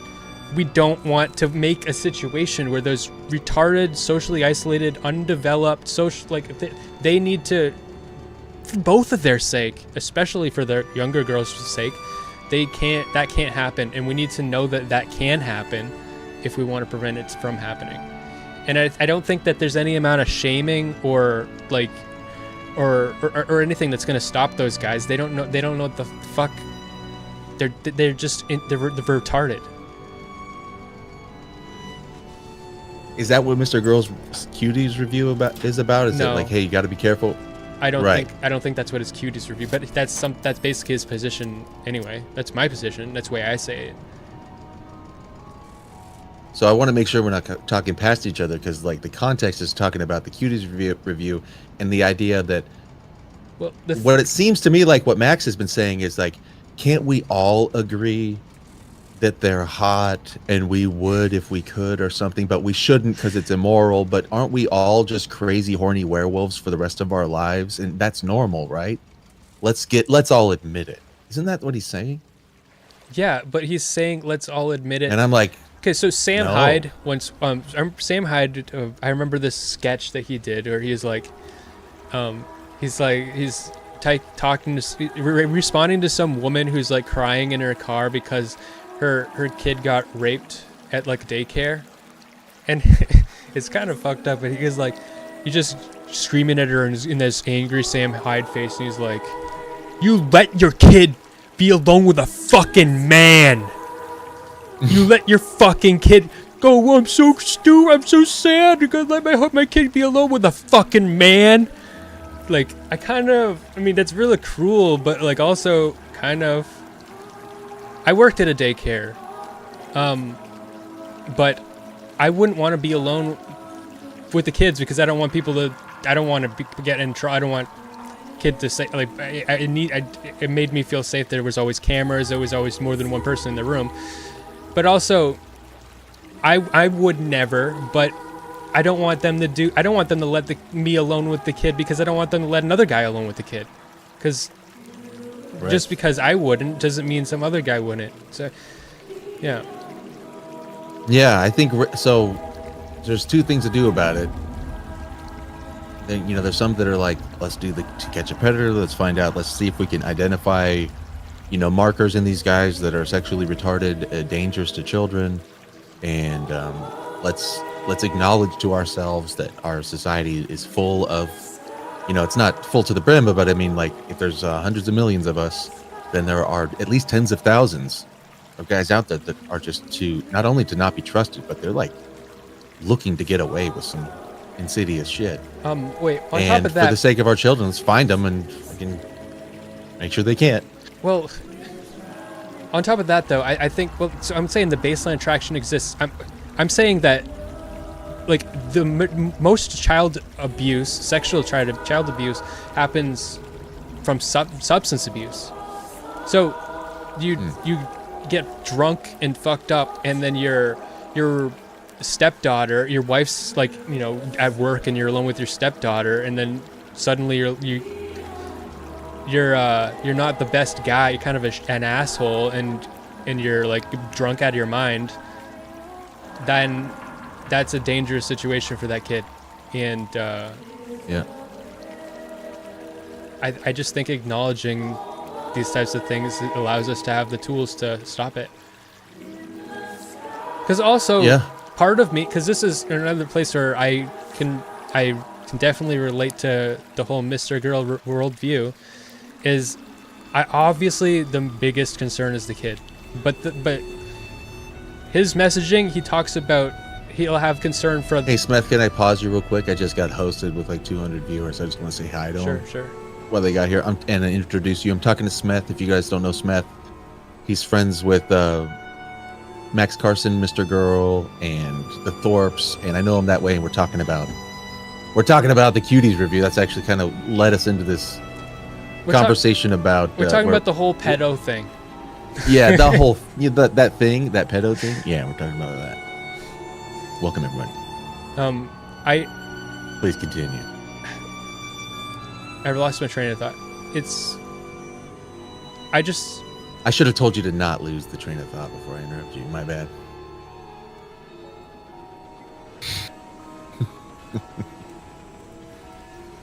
Oh, yeah, so the Max Carson worldview. He obviously cares most about the kids, but nobody...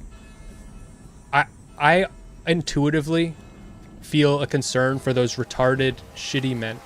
They're... Like, you get drunk and ruin your life. You fucked up the kid's life, but also you fucked up your own life too. And part of me is like, that's horrible on both ends. Obviously, everybody knows. Obviously, it's really bad for the kid. But he's one of the few people that's willing to also feel bad for the other person. That's why he went to prison in college for empathizing with the school shooter, saying like, of course they were fucked up, and they I feel bad for school shooters. I always do. I feel like they're insane and fucked up, and they needed help every time. Mm-hmm. Yeah. What we want to do is just demonize the perp, right?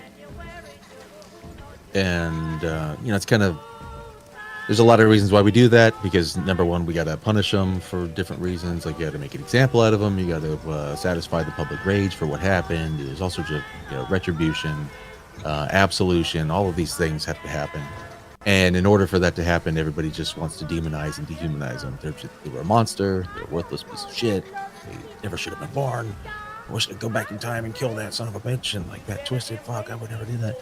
So everybody has to pour out all their rage on the perpetrator. And also, anybody who wants to stand up for them, it's like, all right, well, now you're just standing in line in front of that public rage. But weird. It's weird. We're social creatures, you know, and we're trying to run a society, and there's a lot of people involved, and that's just kind of how we do it. That's how the social ego operates, or whatever. Dude. But I get that. I empathize with retards. I empathize Yeah. with retarded people. And I think it sucks. You know, like if a retarded person comes and takes a shit on my rug, I might not let them back at my house if that's how it's going to go. No. And it sucks for them because it's like, you know, I empathize with homeless, you know, crackheads and stuff. But the reason it's also good for them not to let them in your house, because it's bad for them that they shat on your rug.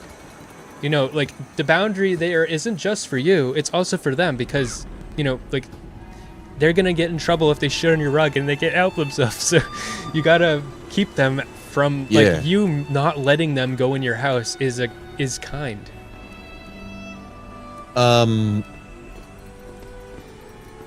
Yeah, well, yeah, but it's also to just protect myself. It's like, all right, that person can't come in here. If somebody's a thief, I'm not going to bring them in. And if they're cold and, you know, lonely and homeless on the street and stuff, that just might be how it goes for them, because they can't stop stealing. It's like, well, nobody's going to let you in anymore. And if you're just like terrible to be around, and you're not trustworthy, and you're going to make a scene, and you're going to break things, and you're just going to treat people with disdain, they're not going to let you in, you know, and society's like that. So that's why, like, all these homeless on the streets, everybody's got a different story, but in my experience, and I've got quite a bit because I worked on an ambulance for like half a decade, so more than most people I've interacted with homeless. Like, unless you're a homeless activist or something, there's not many people who've known more homeless people than me and interacted with them. And because it was a regular thing, it was part of my job for many years, they are fucking wretched. And whether it's they were wretched first or they became wretched, they're full of anger and bad ideas. They're sort of insane. Usually. They're insanely hostile. They're usually on drugs. They blame everybody else for everything that they've ever done. They take no accountability. And it's whether they were nurtured that way by bad parents or something happened in their life that traumatized them and spun them off into the wrong direction. At some point, it's like, well, but you've become wicked, you know, what we would call wicked. And so now you just are outcast. And so yeah, well, I just want them to. I don't think that we can just fix them. Like I don't. Yeah. Like they're. But the way I see it, I could have, as a result of my childhood and everything, I could have been better.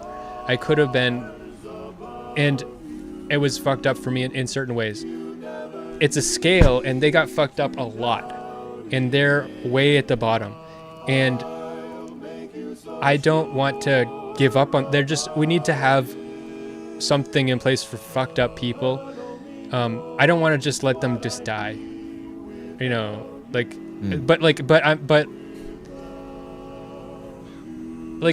if you are genuinely, like, you're addicted to a shit ton of drugs, and you're addicted to whatever, like the fentanyl mixed with tranquilizers that makes your limbs fall off and swell and fall off, and you're so, like, you literally can't stand not being on them because you are insane, and when you're not on, you have all these conspiracies, and you like, you know, they think everyone, you or feel like you aren't able to take accountability and make changes in your life or anything. We need to treat them like children.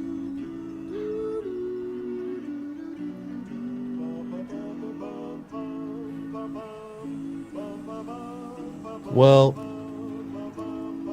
yeah, it's rough. I mean, I agree, but I see. Here's how I am with things like that. I'll give you that if you give me something in return. And you know, like, so hypothetically speaking, let's say I'm in charge of the world, right? I have absolute control. What I say goes, and you're like, all right, Big Tech, you're in charge of everything. Here's what I think we need to do with these poor souls that are all fucked up in all the ways that you just said. We need to treat them with compassion and empathy and a helping hand like children. I would say, okay, I'll give you that, if you allow me to take control of how the future generations are being created so that we don't end up with a bunch of adults that need to be treated like children.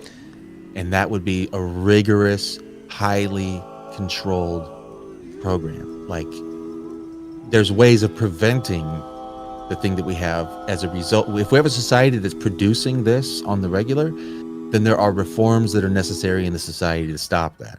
So if you want me to deal with the outcomes of the current problems in society, I'm willing to put that investment in if there's going to be an equal investment in preventing it in the future. I think that's fair. Okay. So it's... I have not... so this is a fun situation for me because I have not watched Mr. Girl's content for a week. But I know the name of his last podcast with Lav, and it was that he had the position that women need to put up with some rape. So I feel like I'm about to make his argument that he made, but without having heard him say it, so I get to fucking feel like I'm taking credit. Okay. But I think that, like, for instance, guns. Guns create a lot... Like, trans people should love guns because we wouldn't have trans people if guns didn't exist. I believe that. You need... Interesting point. They create a certain level of social safety where you can contradict the system. You're able to, like... And... But if we have guns, there are gonna be shootings. There's always drawbacks, and if you want to prevent everything, then it's gonna be incredibly dystopian and oppressive. You can't make people be better parents. You can't? Not really. No, like, what does that even mean? I think you can only help people so that they can be better and give them the tools and stuff. But forcing someone to be better parents really doesn't result in better parents. I disagree. All right.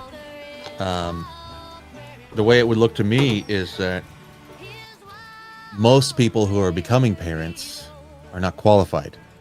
Oh. So really the way to do it is just to weed out bad parents and then don't allow them to be. And then from those who are qualified to become good parents, get them certified with some training so that they understand what they're doing and they're well equipped to do it. And that's all you got to do. But right now what we're doing is we're breeding with no control. We're breeding with no foresight, no limits. Any retard can spawn a few more retards, and now we got more homeless people. Yeah. So that reminds me of I was talking to some Jewish kid like a while back, and we were talking about Israel, and he was saying that the Israeli rednecks won't stop breeding, and that's why they have Netanyahu. And I mean, yeah, I mean, I kind of agree that, like, there used to be social controls on this, and it wasn't perfect, but now we don't even have those. But the social control was like,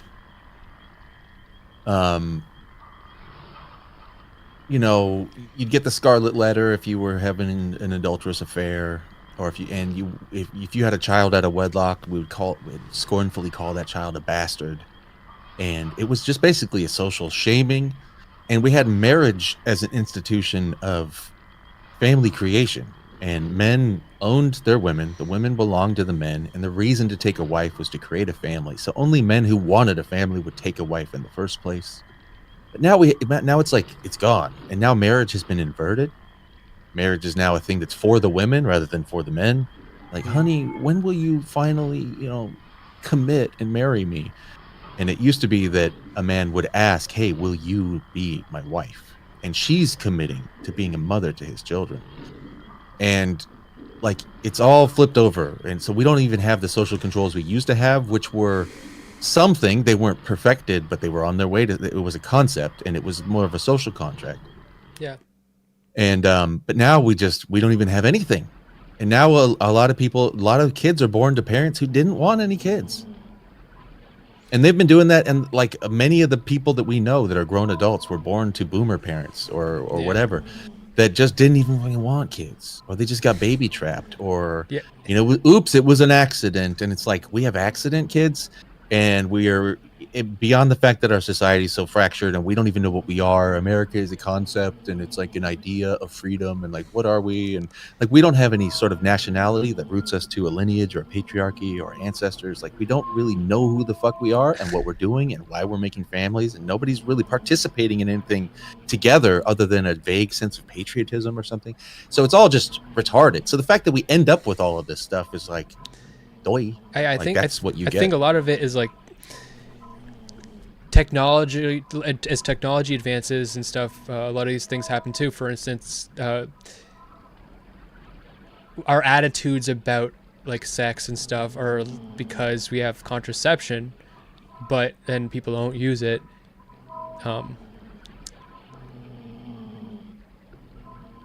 Ever play Half-Life 2? No. Oh, I wow. I know about Half-Life. Everyone's played that. Anyway, there's the main. There's like this dystopian city, and they've got like a sexual repression like field. Like it's just energy. It makes everybody like not able to like have sexual interest at all. Whoa. Yeah.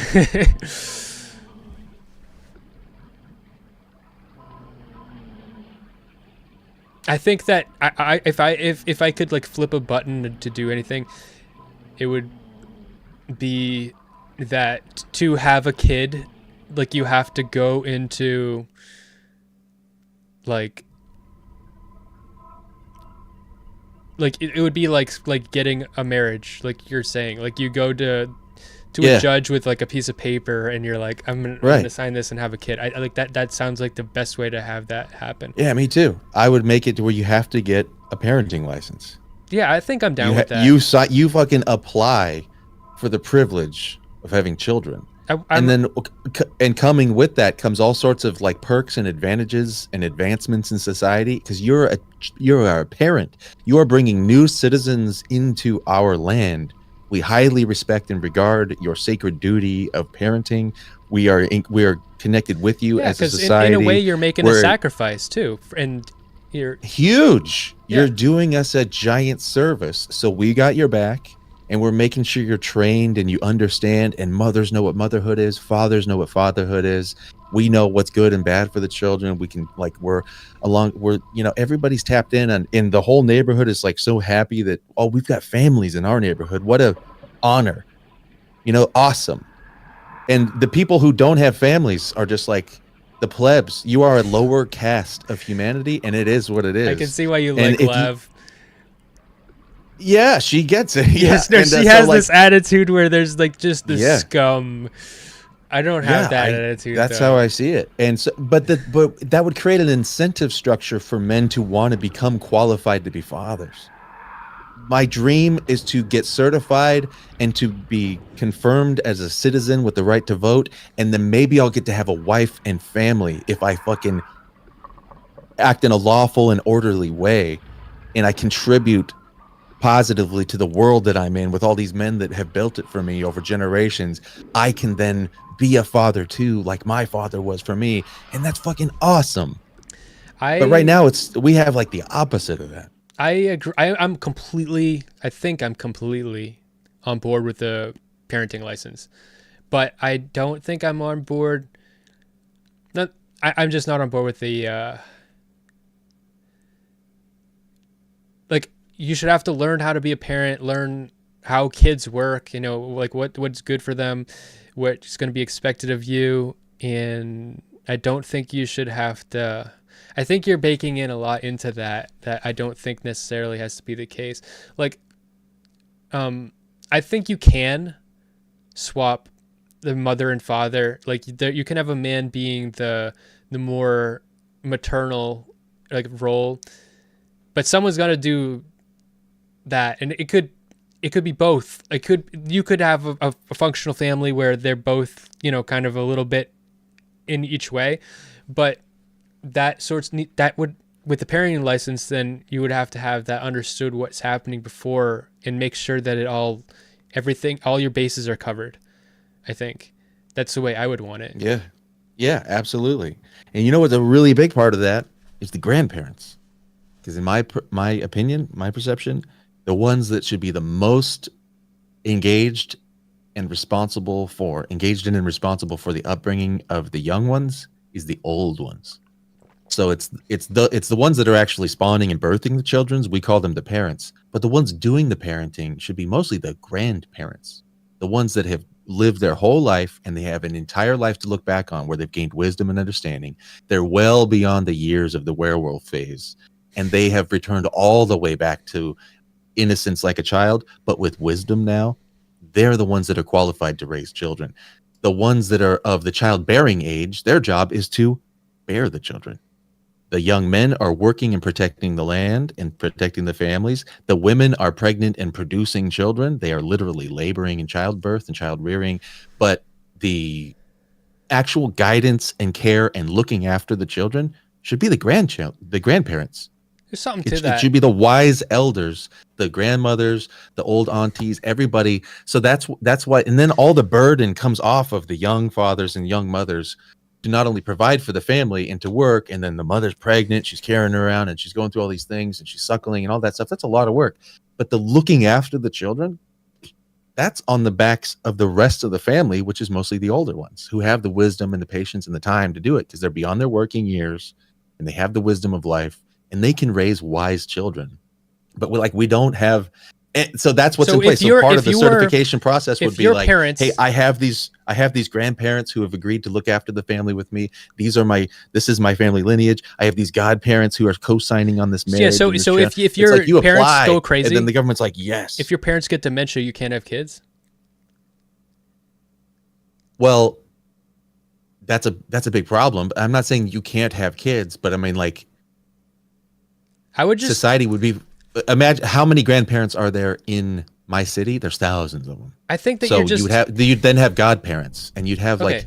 Okay. So one family has many grandparents. Okay, so I may agree. I feel like you're baking in like a very like rigid. I feel like the way. But also, dementia is for like great grandparents. To be honest, like I'm grandparent. Yeah, is what I'm saying. I think that if you have all your bases covered, like when I'm 40 and 50. My 50-year-old wife should be raising kids, is what I'm saying.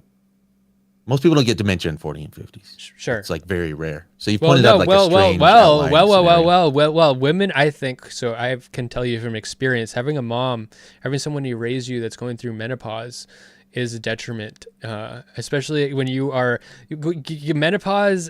If you are a teen, okay, this may be controversial to your feminist audience, BigTech, but menopause is like you don't like the being a hormonal werewolf. Women when they're going through menopause are like teenagers. They're teenagers with more life experience, but they're emotionally teenagers, and it's not. They are, or your mom was. My mom was. All right. Well, we have a scenario there. I don't know what your mom is like. But I don't know if that's the same for all women, or even most of them. I think you might still have an outlier there. Maybe that's a nice thought. But yeah, I think my vision would be like the way it ought to be, especially after all the years we've had to get there. By now, it seems like we're just like really lacking on figuring it out. But the intactness of the family, like this idea that like we became suburbanites and nuclearized a couple generations ago.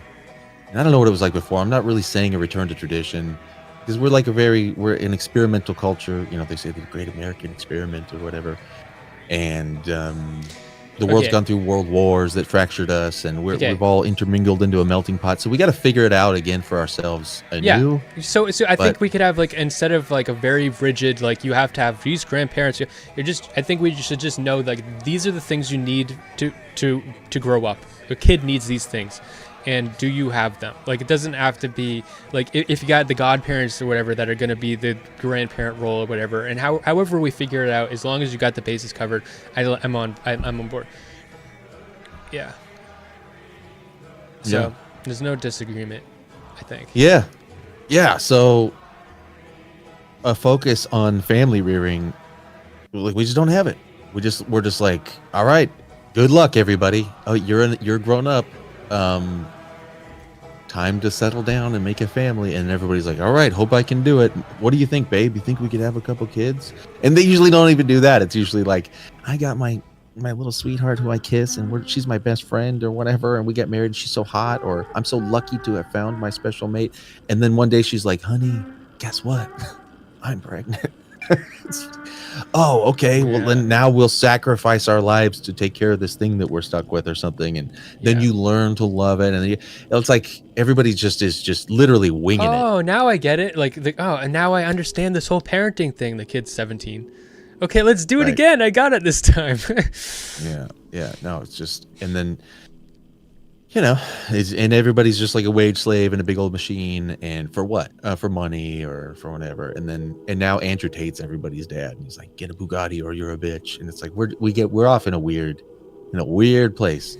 And then the other side of that coin is Mr. Girl, who's saying like, we got to have compassion for the psychos and freaks and pedos and stuff. It's like, well, we got to get rid of them. I'm not saying we need to throw them all in a ditch. I'm not saying eliminate the ones we have. I'm saying we got to. That's not normal. That's now not I get it. The fact that we have those things isn't good. Stop normalizing it. Are just like Lav. You have this, but you are way more just like with BPD. The whole you're not BPD, but what I'm saying is men are more covert. And the thing that she is very loud about is her, like, you can always hear it in her voice, her disgust with the wretches. You always hear it, but like, just take. But these people are like, I don't think we need to. When you say get rid of them, you might be willing to negotiate to a place we actually agree with. Like, they need, like, if you literally can't function, you're addicted to these fucking drugs, they're gonna make your limbs fall off, and you're just on the street, like, you need to be taken in. And like, when I say treated like a child, I mean, like, if you literally cannot function, like, you need to, like, you might need some of your rights removed, but that's not because we need to for everyone else. I think for you we need to, like, if you literally have failed to learn how to take care of yourself, we need to take care of you.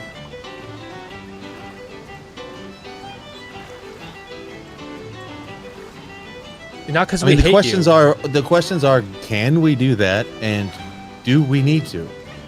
Like, we do, because that's what they need.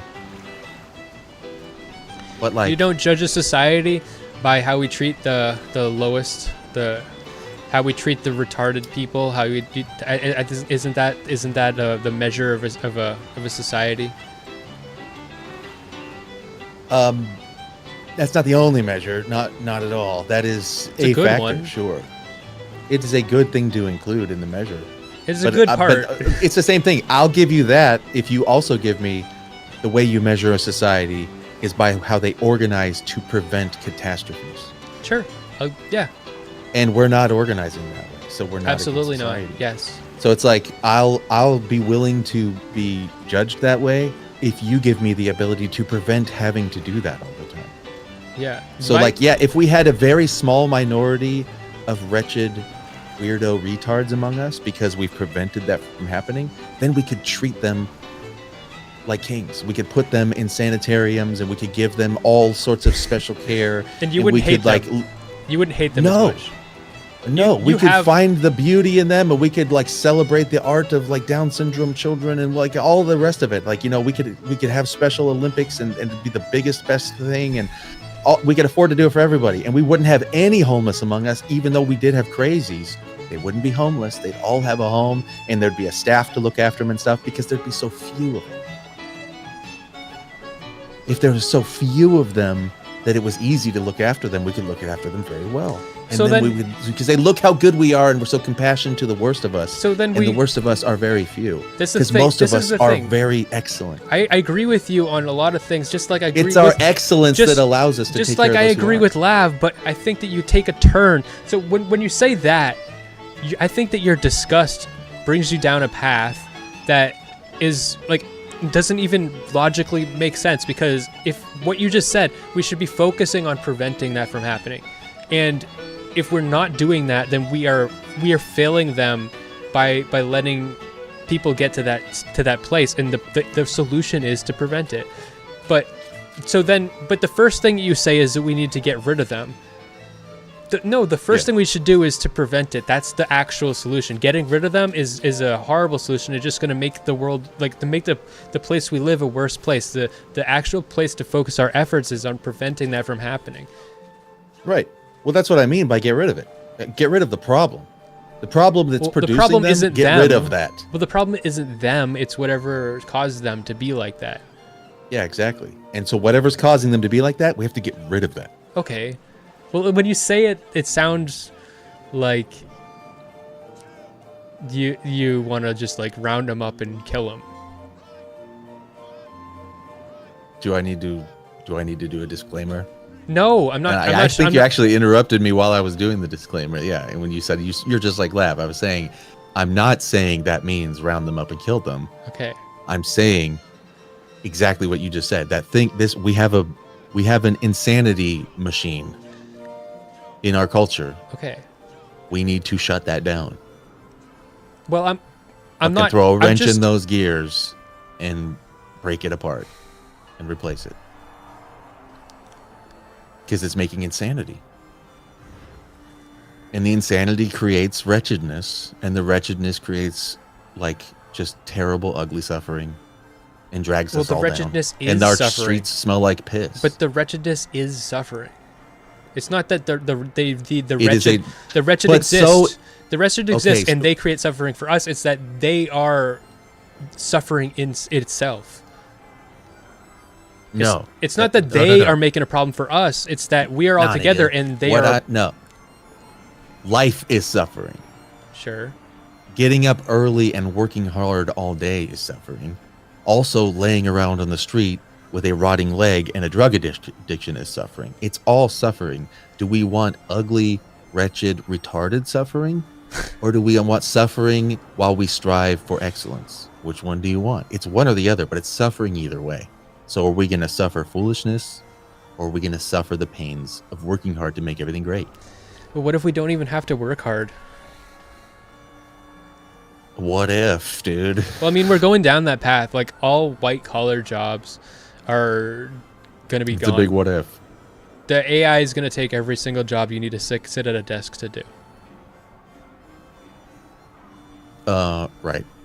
And so Yeah. we don't need everybody. We don't need 1 billion janitors or whatever on the planet. We don't need any people on the planet anymore. Well, so it's just there will be nothing to do but to be. Let's talk about AI, and how long can you stay with me, by the way? Do you have a hard out time limit or anything? You want to call this the halfway point of our call, maybe? Because if it is, I want to It's go pee and 2/3. I want to take a 1 minute intermission.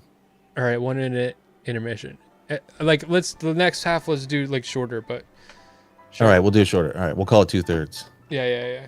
All right, everybody, pee break. I'm gonna play a little tune while I go pee, and let everybody stand by for a Is second. this copyrighted? I don't know. Mute me on your end if it is. I'll be right back. Oh, how do I do that? Just how do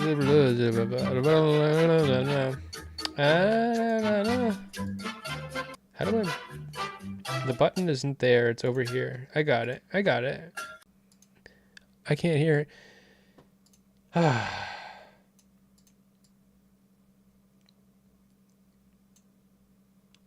Hi. I noticed that somebody in chat said, "Why does BigTech never open his eyes?" I didn't notice that. Is he like Brock from Pokemon?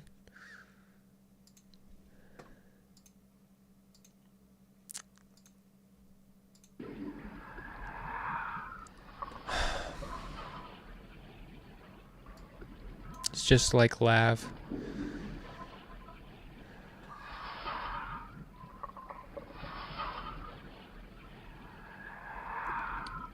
This discussion is great, Smeth. Thank you very much, Running Man Time.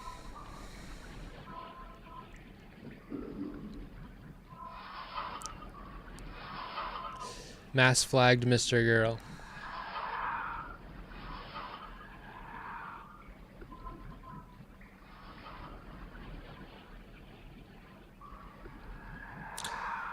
Kinda, yeah. Thank you very much for the 5 gifted memberships, Bad Horsey.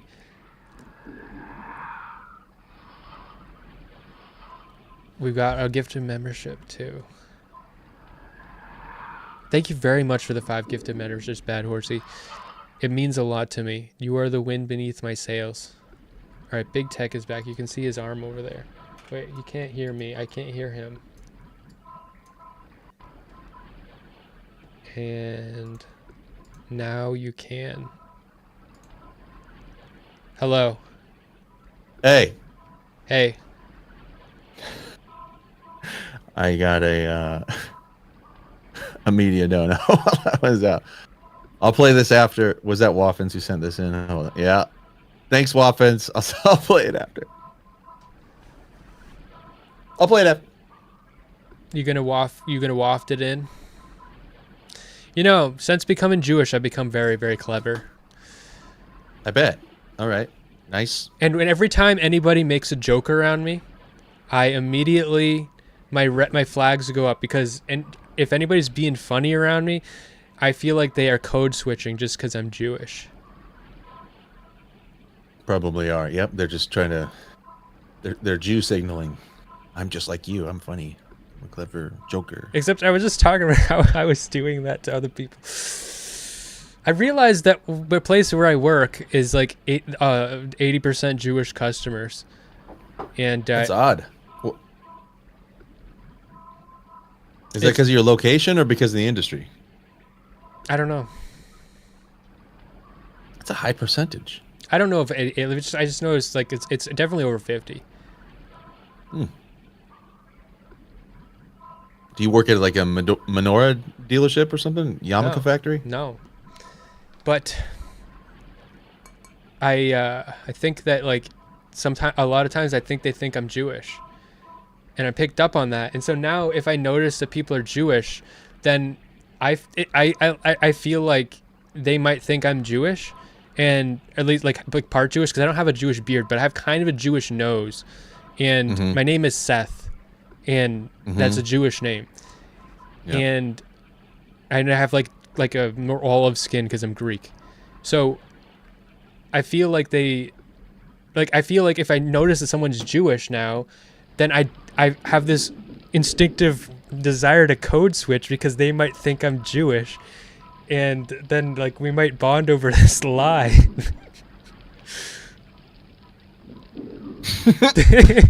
Yeah. All right. So you should use that. You should just tell them you are. I have been telling people I'm Jewish, but then I also talk like this where I don't. All right. Yeah. Well, you could use that. I advocate for that. I think you should go covert. I think people should create fake resumes and fake degrees and just get the best job they can if they're competent, and they'll be able to keep it. I think people should just use whatever they can. So yeah, fabricate nepotism for yourself. Why not? Yeah. Learn a little bit of Yiddish. Learn how to give them that little wink. Oh yeah, I'm in the crew. The hoi polloi. I'm in the gang. I'm in the gang. I'm in the club. I'm a Kang. Yeah. That's different. I'm chosen. You and me were chosen. You know that, right? Give him the little chosen elbow bump. I don't think it's that deep. It's us versus the world. Am I right? Remember the Holocaust? Elbow bump. Well, yeah, but I think Jews are just like, yeah, they need to get over the Holocaust. They're they're addicted to they're addicted to the victim identity or the trauma. Like they're fetishizing the carrying the like I have a lot of like, it's their religion, you know, in my opinion. there's a lot of things about Judaism that I like though, and I feel like I've talked to so many Jews that their parents told them it could happen again and shit like that, and it's like, dude, don't fucking tell your kids shit like that. That's crazy. That's horrible. Yeah, I think that it's just that's trauma. But they get so much power from that, though. They really do. You're asking them to give up a lot by asking that. Maybe. Well, then that's me being the parent in the room. I'm the parent of Jews now. I'm doing just because you can get something from something and something, you know, there's benefits to it doesn't mean it's not bad for you. Yep. No, I agree. Doesn't mean it's except the unlike right way to you, go. just like you with talking about the wretches. Okay, the Jews. I don't see anybody as a wretch. I think you have this tendency to like, you have this like this bite, you know, and I'm not coming at anything with my teeth. I'm coming at things with my heart. Yeah. Well.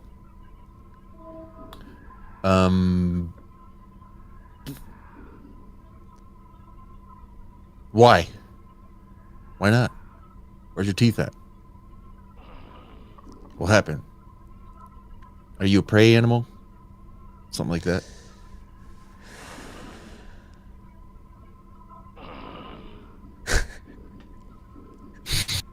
The sound's going in my ear. Don't worry about it. Oh, okay. Yeah, I don't see it as a dog eat dog world.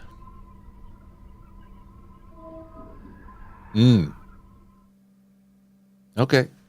Well, yeah. See, the problem is if it is that and you don't see it as that, that's when it could become problematic. Well, I think if it is that at any time it is that, we should stop it from being that.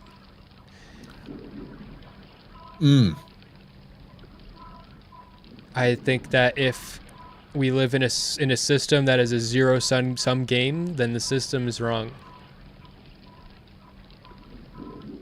Is nature dog eat dog though? Like, is nature wrong?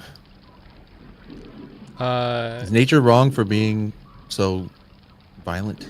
No. So I don't think that. So if you think that a teenager is hot, it's not that feeling is wrong. It's that the act of doing it is wrong, because the nature is always right, but we build society to control nature and to protect us, and we give things up for the sake of everybody, You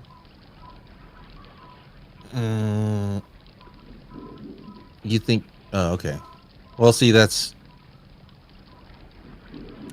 took it to a different place. But so I think that dog eat dog is just the absence of any structure. It's the opposite of having a society. Have a society so that we don't have to live in that world. I see. Yeah, I think it's a deep conversation. We'll go back to the AI stuff in just a second. I think it'll segue us right back in there, because I think we should talk about that. It's what I think about a lot too, the future and like what things are going to be like, how they can be and what they might be. But my belief is that society is an unnatural concept, but so is humanity itself. But so is it's always like it's going to have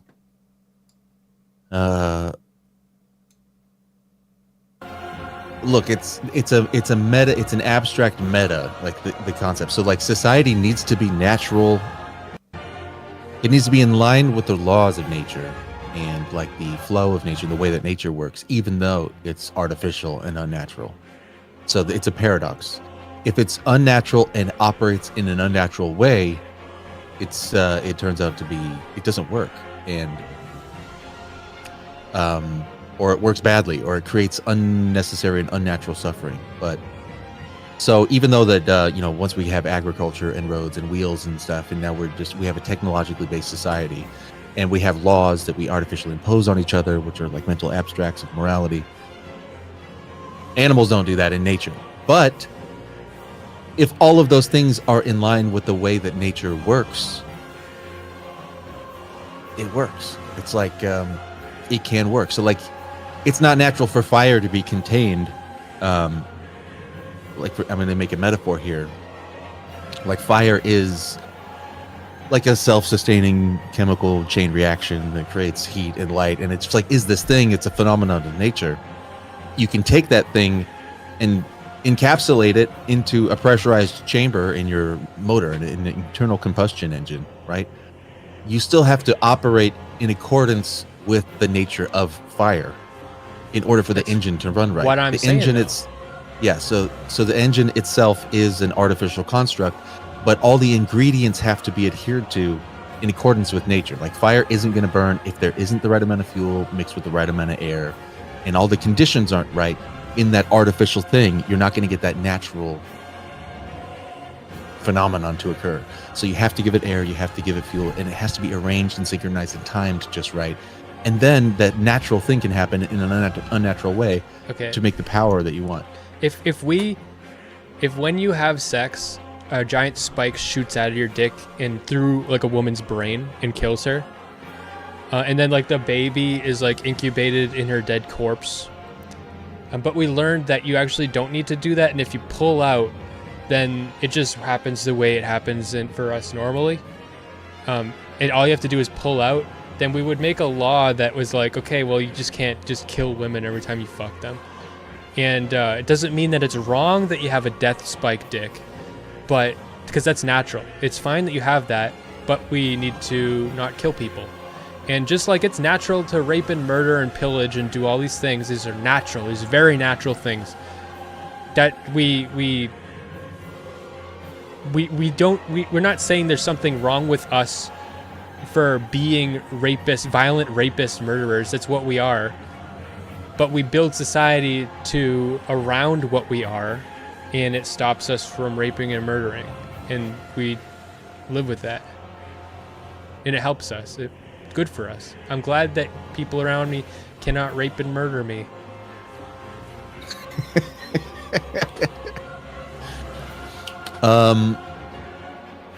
All right. Okay, so those are weird way. Okay. It's a weird metaphor, Smeth. You made that a weird metaphor because you started with an unnatural thing, like if nature gave us a death spike dick. And it's an extreme. Like, it's just an extreme. Yeah. Right. It's hard.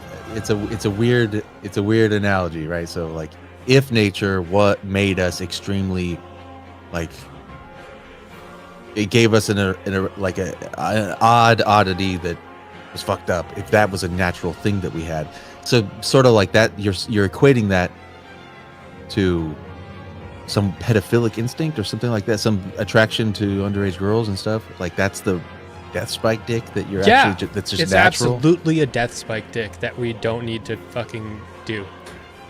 But I'm not even pedophile. I'm just saying teenagers. I'm not saying it's natural to be attracted to like prepubescent kids. I'm just saying like 15-year-olds. Like everybody can look at a 15-year-old and be like, oh, that person's hot. But that we don't want to fuck them because we don't want to hurt people, and we have laws and we have understanding. But there's still going to be retards that don't. You're saying that are not well adapted, and they're not defective because they have that feeling. They're defective because they don't know how to control themselves.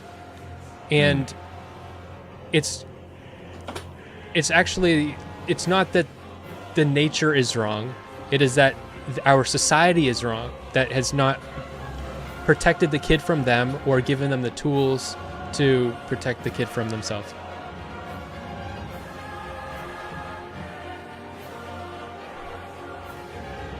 I think we can move on from this. But I want to just say, I see it differently than you. I don't think that it's just part of us to be that way, like your metaphor of the death spike dick would be. And I think that even the second thing you said, I don't think that we are just rapist pillagers, and that's who we are. Like that, even that idea of raping and pillaging or something like that, we would do that to our enemies or to outsiders. Just like there's apes that do that to other ape clans, monkeys and chimps and stuff. They'll go war, but they're not. It's not like they're predating on each other all the time. Not in a way that's like beyond the way that their social system works. That's if you what put I'm them saying. in an I'm unnatural saying. Well, no, hold on. I'm saying that the social system that makes you not want to rape people is more unnatural. That is a imposing structure, and we adapt to it, and it's good that we do that. I think that if we get rid of a lot of these, if we get rid of the police, if we get rid of laws and stuff, people will start doing more fucked up shit.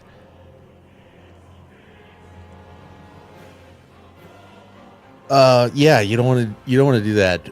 You don't want to get rid of that for sure. Yeah, and there's a certain amount of freaks and weirdos. They're just and you made an example of like some people are angry drunks, right? Some people are violent, and some people like there's gonna be the stepdad who gets drunk and just a Dr. Jekyll, Mr. Hyde thing happens where like a dark side comes out of him and he does something to the stepdaughter. Like there's terrible scenarios, which brings into the question of like the legitimacy of recreational alcohol use and the way that it's used and done in our culture and stuff like that. Yeah, but we just make them. Yeah, we need to swap. Like the weed is so much less harmful to society than alcohol. It's so bad. I think but it just also just like sobriety is good. Yeah, obviously, yeah. I mean, I'm just playing the lesser two evils game, but really, yeah, it's just Yeah, I think the solution is like again, to me, my solution is not to just create a safety net and barriers and bumpers on the rails and like nerfing the world and policing the world and catching those that are falling through and just creating it like no matter what, you can just do anything you want and then we're always going to be there for you. I think the solution is to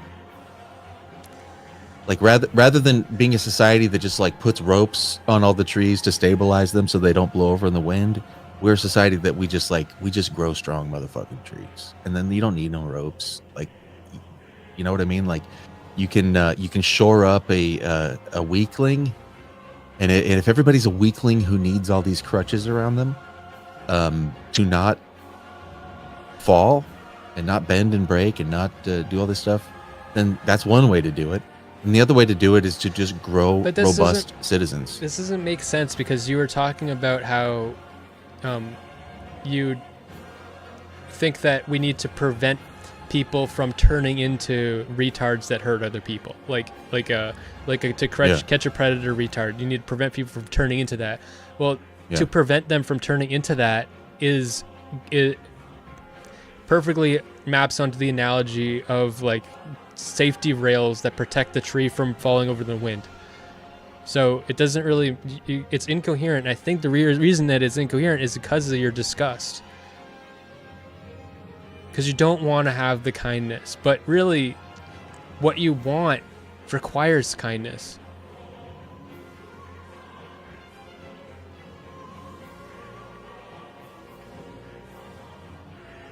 Kindness is virtue, and virtue is strength.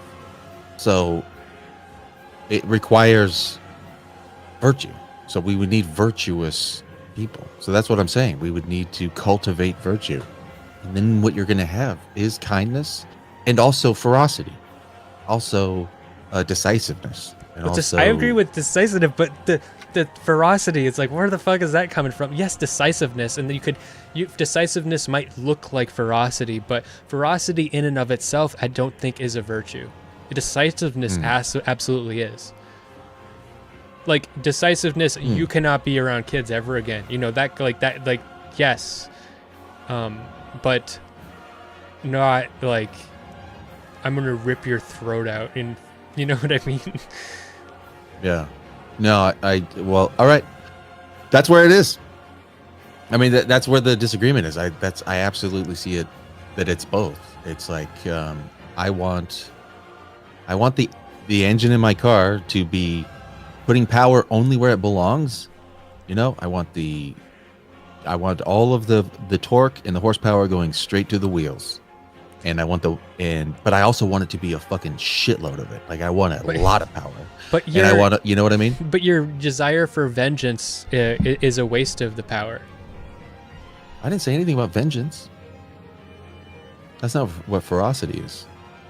Ferocity is like, in and of itself is vengeance. If ferocity is when not there's a byproduct danger of when there's a danger to the clan, decisiveness, I fucking murder the fucking shit out of that thing. Right, that's just vengeance. I rip its throat out. That's not vengeance.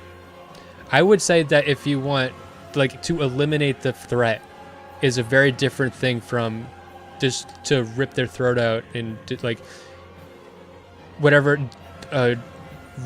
kill the shit out of them or whatever.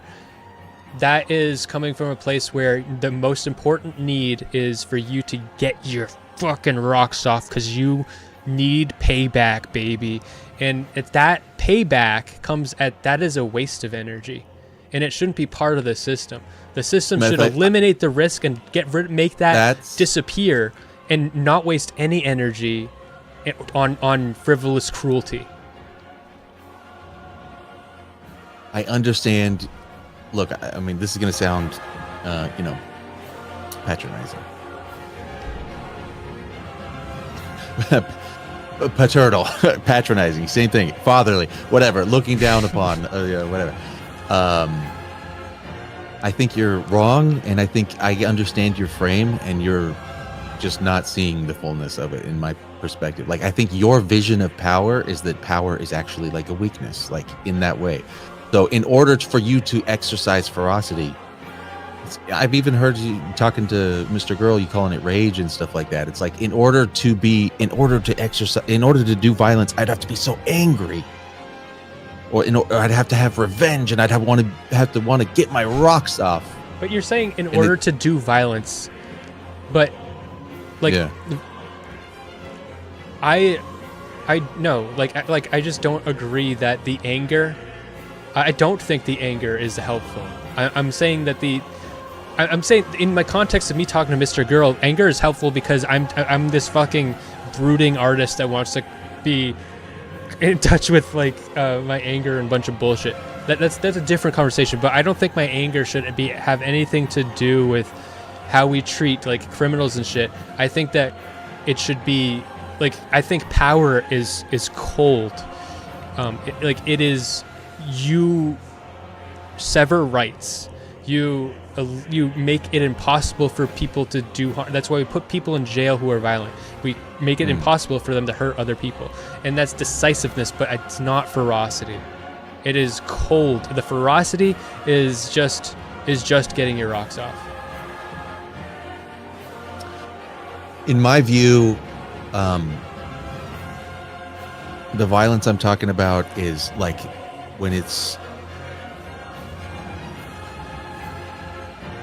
I don't think there's anything wrong or wicked or sinful or diminished or whatever. Like when the mama bear fights off something that's a threat to her cubs, right? She's looking after her cubs, and even if it's a male bear comes around because he wants to fuck mom, he wants to have his own cubs, and he sees her with cubs, he wants to kill her cubs. Mm-hmm.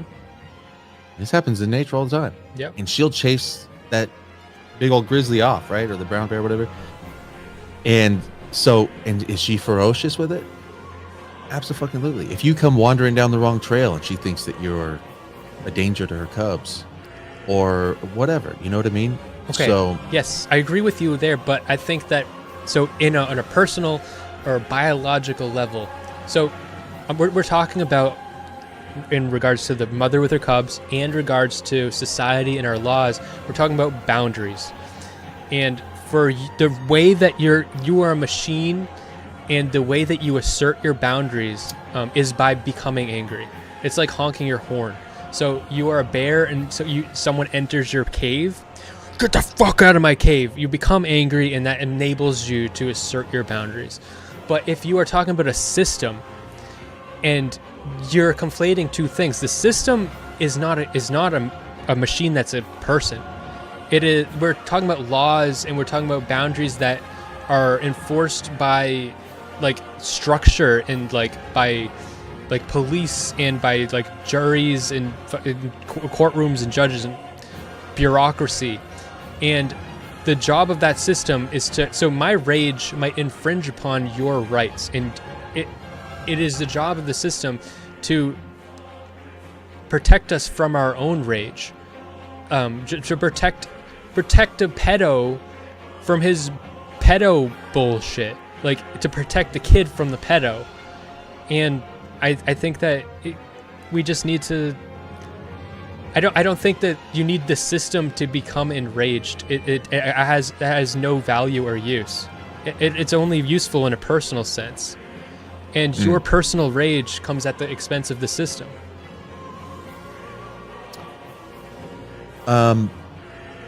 My view of it is that there's a spirit. Can we call it spiritedness? So like there's a way that a system, especially a human system, but a system of humans, like that includes all of these, like it can be a reflection of, like the spirit of the system can be a reflection of the spirit of the people. So there can be a sense that is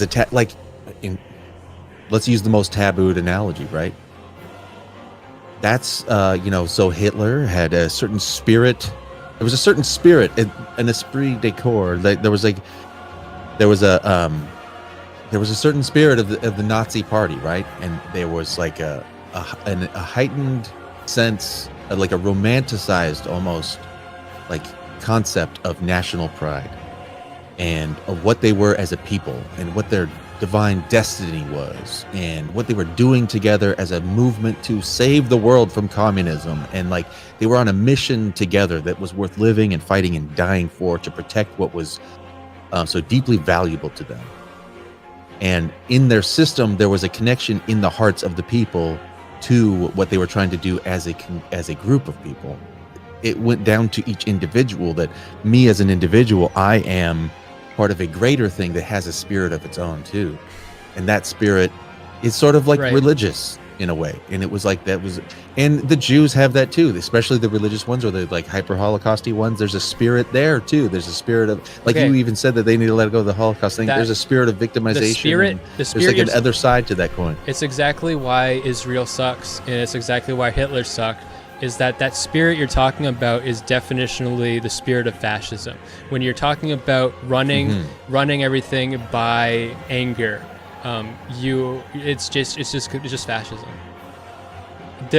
I think the government should be, if government is taking care of us, protecting us from each other, they are like our parent. You don't having an angry parent that is driven by that's just an abusive system, and you need a strict. Only if the parent's angry at you. So you need to be so. But you're also defining. You're seeming to see that if there's a spiritedness to it, and I'm using that term because that's more neutral, and because you could easily say that the other side it's a spirit of love and protection and desire for life, and you're calling that angry, like the mama bear. It's like, well, yeah, the mom she manifests what you would call anger or ferocity or intensity because she's looking out for how much she loves her offspring. So for the protection and the endurance and the survival of her offspring, she will go to this mode of like snarling. She doesn't want to. She doesn't want to lose her cub, and she wants to protect her cub, and that comes out as anger. It's the fear of the loss. The anger is always, even in animals, it's a secondary emotion. It starts off with the fear of the loss of it's fear, and your government. But it's a manifestation of affection. Is my point. It truly comes from affection. Attachment. Her affection for her affection for the cubs. Attachment. I would say attachment in that case. The affection is. That's still. I mean, I think you're making it is. What do you mean attachment? Like that's The sort of a fear- psychologizing Yeah. of the mama bear. Well, we're talking about anger. Yeah, and that's an emotion. Attachment isn't an emotion. Emotions are like, if you want to detach emotions from psychology, then we're on some religious bullshit. So, well, but I'm talking about like an emotion of affection is a feeling. Attachment isn't exactly a feeling. Like anger is a feeling, affection is a feeling, fear is a feeling. Attachment is sort of like a condition. Yeah. Of relationship. Yeah. Sort it's of like a the fear comes from that different- condition, though. But she's not thinking about, oh, I'm gonna lose attachment to my cubs. She's saying, I fucking love my cubs. Yeah. I feel an affection, and because of that feeling, the threat to the thing that I have affection for becomes anger at that thing that threatens the thing I am affected. I have affection for. I have an Yeah. affection for the cubs. You're threatening the cubs. I'm angry at you.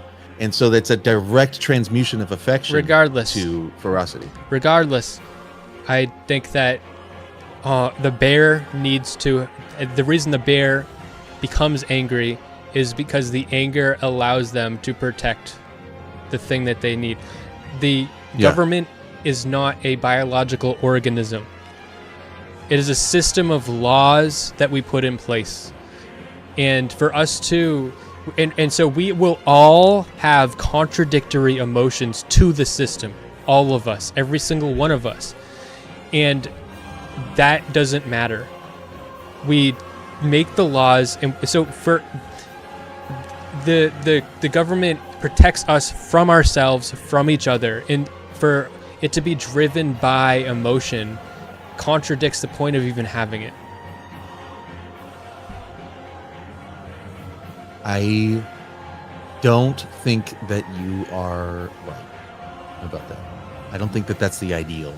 I don't think that's the best way we can live with each other, is with a cold, rigorous, robotic, or whatever. A cold legal system. We can of make laws. That We can make I don't laws think based an on emotion. inhuman system is the best system for humans. We can make laws based on our emotions, like that. That's where I agree. We can make the laws reflect how we feel. We have some like science that says it's okay to rape people. It doesn't hurt anybody to rape people, but it's still, we don't want it. So we don't like it. It makes us feel bad. So we're not going to. This is crazy hypothetical. That's not the case. But we can decide that we don't like things and make them illegal or make them, and it comes from emotion. But I'm saying in the running and the functioning of the government, it doesn't. It functions separate from our emotions. Our emotions make the government exist, but the emotions don't. There's no reason for the emotions to be part of the running of it.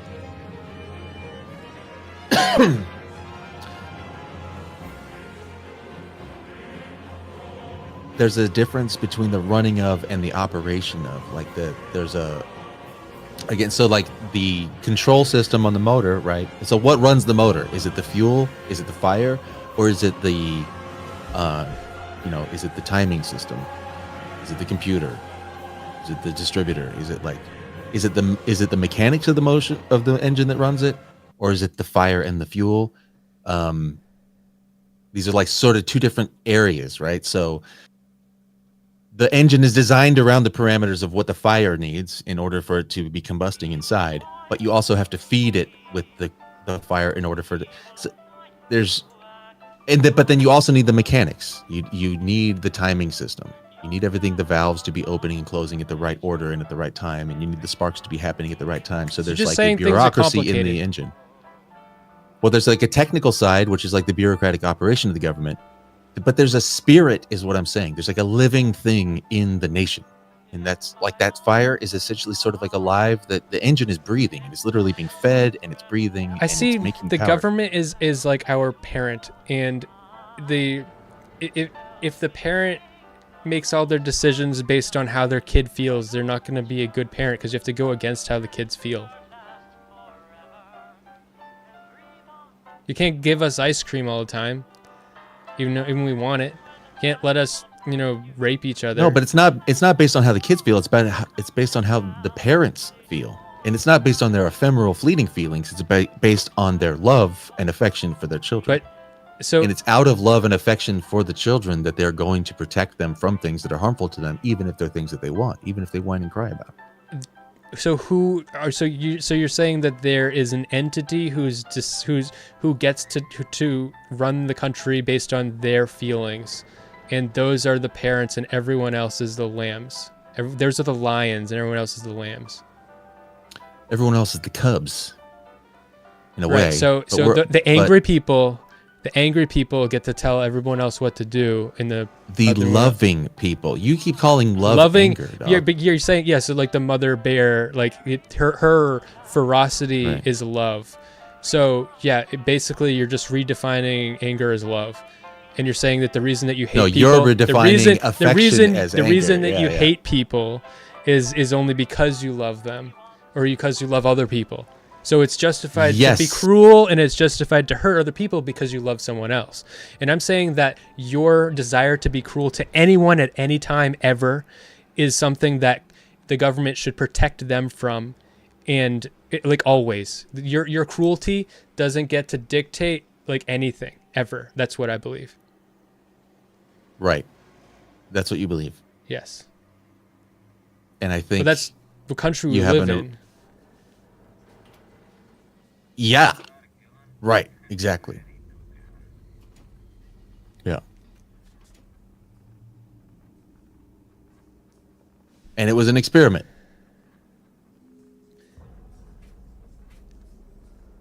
I think that the places where it's failing are where we're doing what you're saying. Like where? Like where we let people cut their balls off because they think that they're trans. I think that like we should have a law and a boundary against that, and we're letting people's like personal feelings like no. I think I see the exact opposite. It's so interesting. I think it's our unwillingness to exercise ferocious defense of our children that is allowing that to happen. You don't need any ferocity. You just need a boundary. There doesn't need to be any ferocity. I have this. I want to stop them. But what happens when people cross the boundary? What do you do to them?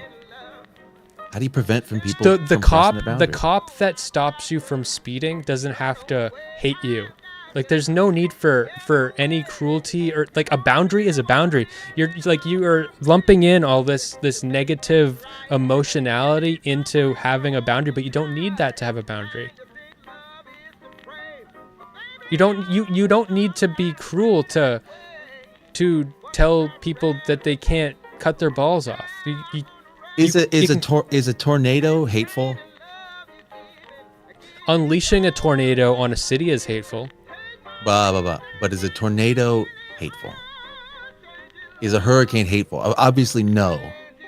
I'm saying that's what I mean by ferocity. I just mean like intensity. I just mean strength. I mean a harnessing of like bringing down of pressure on a thing. I'm all for discipline and strictness and like strict adhesion to boundaries, but the strictness, it's like I see it as like a brick wall, and I get the feeling that you are saying the brick wall should have some push to it that bites you touch against the boundary of the wall and it bites your hands off. And I'm saying the wall can't budge.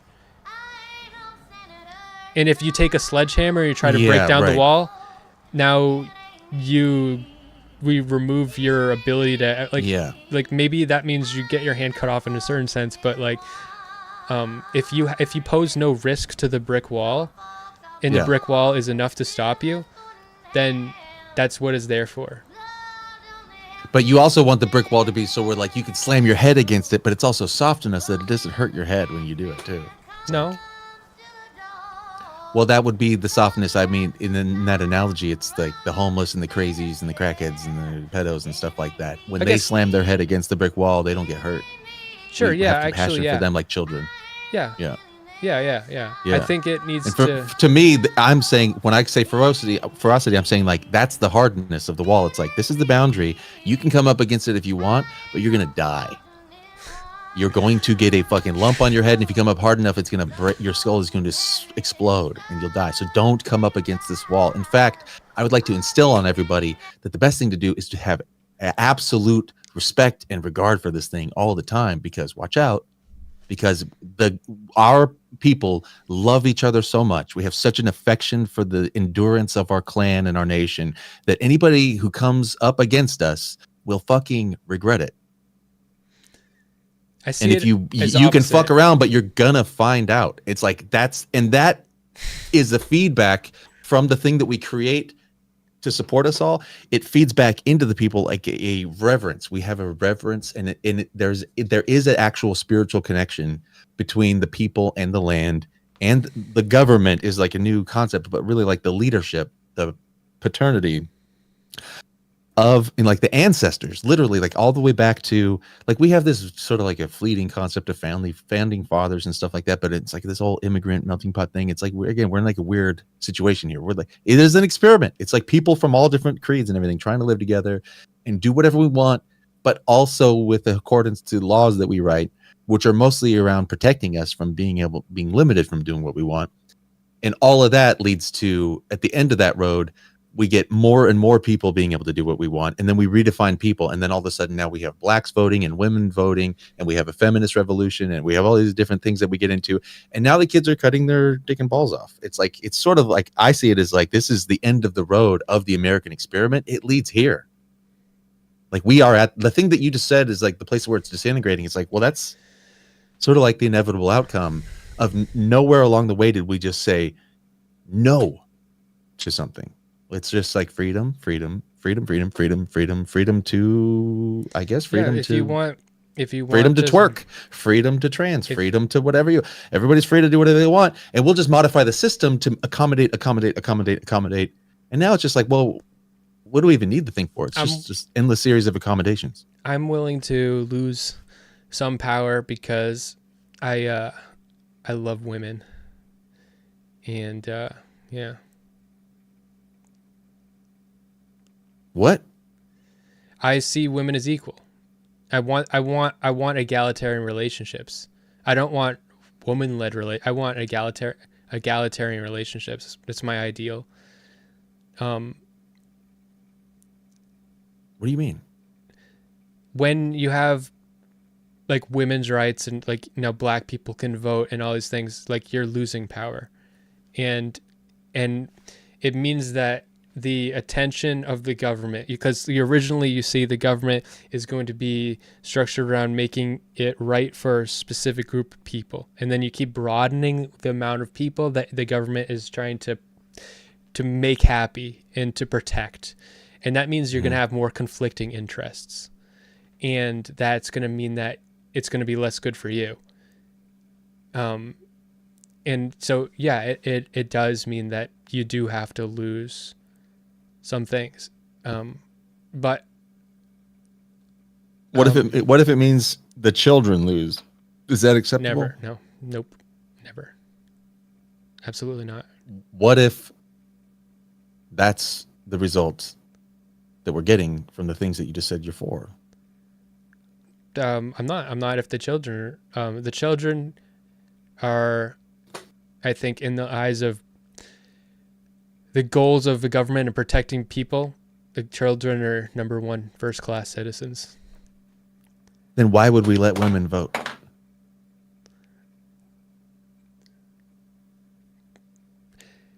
I think that if you have a bad mom, a mentally ill mom, it's bad for you. And I think that women being able to vote, I think that they're doing a shit job. I think that feminism is failing women because I think that they want to have their cake and eat it too. And I think it's just fucked. We have not really come to any healthy attitude that, like, women are not there. There's some women that are there, but like collectively they're not. There's no movement for that. But I think that if you want a society that is healthy for women, produces healthy outcomes for them, they're going to have to have a voice in that. And we're still going through the growing pains of they women have failed to realize themselves. They want to still be children, and they want to get all the benefits of being treated like children, and that's what I think. But I don't think, I think that eventually. So if women want to be children, then why do you treat them like men? Because I don't want to treat them like children. But that's what they want. I thought you loved them. But they also don't want that. They also don't want that, and it also they want that as they only want that insofar as it helps them, and then they don't want it when it doesn't help them. And I want to be like a child. But me too. Like a child. Yeah, but I want that too, and so don't you. Everybody wants that. We all want people to give us what we want all the time and be like, we all want that, but it's not what's good for us. And men know that very well. We are taught that lesson that what we want isn't what's good for us all the time. But we're struggling as a society to allow women to learn that lesson that what they want isn't what's good for them.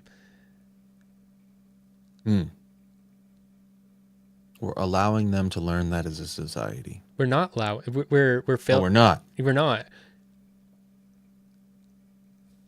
How would we do that? By not, like, for instance, like, so let's say that your girlfriend starts crying. It's like most men, it's like her crying means like I need to do everything in my power to, like, you know, like it's a problem that is now my problem, and I need to. It can't just be that her emotions are her own problem, and, like, you know, like a woman needs to learn how to be sad, or, like, you know, any like I could deal with that herself, and we don't give women the space to do that. I think women and men are cats and dogs, and treating cats like they're dogs and treating dogs like they're cats is fucked up. Yeah, I see that. I think there are differences, but clearly we disagree on how much of it is. I think more of it is cultural than you, but I think there's definitely some inherent differences. But yeah, because women are, you know, and especially if you want to have a society that has mommies and daddies, you know, women are born with tits, you know, they aren't. And it's just is what it is. Women are born with tits, and all the rest of it. So they're born with the basket, and so they are the oven, and we put the bun in there, and that's how it goes. And so there's somebody who's baking the bread, and there's someone who's you know, there's just two different roles going on here. And when it comes down to kids and family and stuff, it's like we need both of those to be what they are, and that's how it goes. We need men to be men, and we need women to be women, and there needs to be those differences. And the egalitarian thing, it's like rights, and it's like, what are we talking? Even just the idea of talking about voting as a... I don't think we need men to be men and women to be women. I just think we need all the bases covered, and I think that we don't know how the fuck that looks, and I think that destabilizing the men being men and women being women has created a vacuum where now it is chaos. And so I agree with you there. Like, I'm not seeing a different world that you're seeing, but I think that I believe that I've seen healthy egalitarian relationships. I know it's possible. It's just people don't know how there's no role model or anything, like, and so having the men being men, women being women gives you a very strong, structured, long tested, like, system. But we don't have a system now, and we're going through fucked up growing pains. That's what I think. And I have this, you know, idealistic thing. I want to go back to just real quick. I just thought of an analogy for what we were talking. We mentioned the Nazis as an example of, and you said it's fascism and stuff, and it's fair because it's what it was. And you said that it's bad and fucked up and everything. Just like Israel is fascism. Them as an extreme in Israel. Okay. To me, here's another really good example of it. It's like more fictional. It's not exactly fascism, but you know how you know how there's this, and maybe you don't, and maybe this is even a difference. Like, check this out. You know how there's a spirit of Christmas? Do you know what I mean if I say Christmas spirit? I mean, I do you know what I would mean by that? Do you like have a sense of what I'm talking about? The first thing that comes Christmas up is spirit. like this Scrooge, Ebenezer Scrooge, is Christmas past and spirit of Christmas past and spirit of Christmas Okay. future and Christmas present. Okay. No, so that would be the ghost of Christmas past. Yeah, from that. Yeah. But what I mean is something more like, did you ever see the movie Elf with fucking Yeah. Will Ferrell and stuff? So that's like a cartoonish homage to the concept of the Christmas spirit. It's sort of like believing in Christmas, believing in Santa, Christmas cheer, gleeful, joyful anticipation of the holiday, the idea of children that are innocent, and it's like there's a naughty and nice list, and Santa's going to come and deliver presents, and there's milk and cookies, and it also has like a religious significance around the birth of Jesus, and it's a celebration of something sacred. And like the spirit of Christmas is like a sort of like in a modern American concept of like it's really the pinnacle of holiday, really. I mean, Thanksgiving is probably runner up, and Halloween is giving everybody a run for their money these days because of like the parties in the stores and everything. But really, nothing compares to Christmas. Even 4th of July kind of pales to Christmas. Like we give it like it's a couple months. People decorate their houses and everybody it's Christmas mode. There's a whole genre of Christmas music and all that. So the spirit of Christmas, I think, is sort of in all that. And it's like a celebration of connected with Jesus, connected with Santa. Santa is the charitable old man. He's like the old man who just looks after children, right? So he's the grandfather who's looking after the children. Shows up to give presents. He's the cheerful peace, wishing everyone peace and peace to the world, sort of like to everyone. He's like a magical guy who's looking after the kids. And the elves who work in Santa's workshop and the magic of the North Pole, there's a mythology around it. And so the idea, even like in the elf movie or some Christmas movies that have elves and stuff, the elves have Christmas cheer. And that cheerful spirit is an affection for Santa, an affection for the children, an affection for the work that they're all doing together. They all have a common purpose that they're driving toward, like the deadline of Christmas. We got to get all the toys ready, and we got to get the reindeer lashed up because tonight's the big night. Cultural cohesion there. We're all aligned. I think when you say that, there's that's a cult. A cultural where all cohesion. The people agree. So there's a spirit. There's a spirit among them that they're on a mission to do something beautiful and great for the children on Christmas morning. You know what I mean? Yeah. Christmas Eve is the night we're all getting ready so that the kids can have presents on Christmas morning, and that the little orphans, the most unfortunate among us, can still get presents at the orphanage. And it's like all these motifs in Christianity, in Christmas, around Christianity and stuff. So there's a spirit there. So that's another way. It's not fascism, but in a way, it's sort of like that's. But it is fascism because what you're talking about is a form of cultural cohesion. And I'm saying that if you enforce that and you make that like written into the word of law, then that becomes fascism. So a misfit elf who didn't want to make toys, right? If there was a misfit who found himself in Santa's workshop and he wanted to be a painter and he doesn't care about Christmas and he wants to paint pictures. He wants to be a dentist. Yeah, a dentist. Exactly, right? There's a little Jewish elf. But no, I'm talking about the movie. I'm talking about the movie. I know. That's not a Jewish elf. Oh, it's not? No? Okay. Go watch the movie again. But so yeah, there's an elf that wants to be a dentist, right? A good little so there's one elf who he's not like the rest of the elves, right? And he wants to do his own thing. And he wants to have his own little practice. And he wants to do things a different way than all the other elves are doing.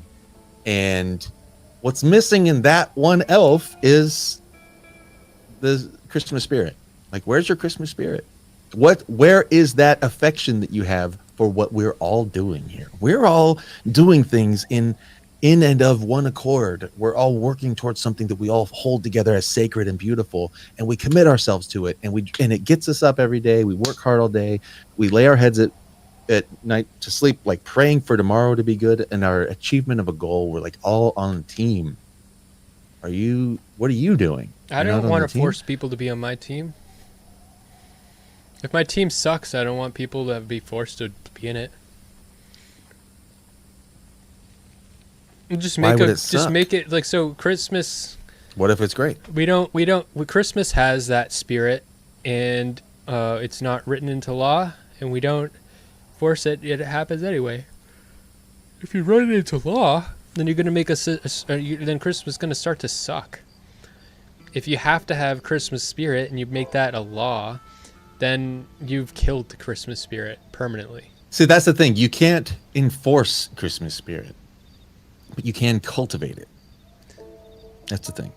You don't make people. You don't make people. You can't. You don't make. You don't make plants people grow. You don't make people have the healthy plants. But you don't make people have the Christmas spirit by getting angry at people who don't like Christmas. No, but if you have people who are set against doing something else, or they're set in their hearts, or they're just not interested, So or whatever. war on They're Christmas. seeking to undermine Christmas. If you got a Grinch, you can banish him. You can get him, Or you can just have a law against stealing, yes, and then he can be the it's Grinch. essentially the same thing. He can be the Grinch, but he just can't interact with your Christmas. He can't be a detriment to your Christmas. He can't be taking shit away from you. But once you define stealing as essentially as something, you're taking something without reciprocity and without permission, you're becoming a leech. If you're becoming a freeloader, if you count it as free riding, if you count it as being a taker rather than a contributor, once you get all the way to it's like, well, if stealing is illegal, what about these people? They're trespassing. Is that stealing? They're taking without giving back. They're avoiding their obligations. Are they stealing from the rest of us? Or they're taking social services without contributing back equal value? We got a bunch of thieves that we're not prosecuting among us. Well, sure, if they're breaking the law, then yeah. Yeah. I agree, though. Like, right. So if you define the terms of the law well enough, all of a sudden, all these things that we count as rights and freedoms are actually, you can see that these are actually all people that are stealing from us. They're stealing our spirit away. They're taking things that we need in order that we are intentionally cultivating happy homes, and they are taking that from us. If you're doing something that's against the law, it's against the law. Right. And so that's how the spirit can be protected by the law, and it can be cultivated. So it's not that you have to force people to have this certain spirit that you all have, but if people are doing things that take from it, you can prosecute them. I don't think that, why would there, I don't think there's anything wrong with the Grinch being a Grinch. Being in jail. He's in Grinch jail. No, not for being a Grinch. He goes to jail for stealing the presents. But if he's just a Grinch, he stays up on his mountain. It's fine. Well, the mountain is the jail. That's what I mean. That he's banished. He's separated from society. He's not allowed around here. No, get him more. Like he can be. I'm saying like he can have his own spirit for whatever his own thing is, and if other people like it, they can join in on his thing, and they cannot take your presence away. They can make their own presence. They can do their own thing, but they can't take away from what you have. Then the law exists to protect people from each other. So you can't take away from him. He's got his own spirit. You can't take that away from him, and he can't take your spirit away from you.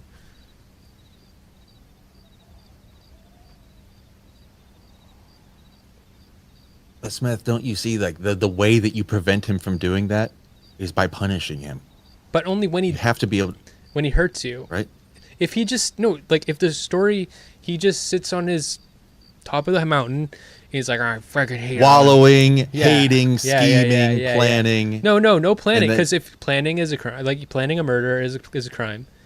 But if he just hates you and doesn't take your presence, he just stays there.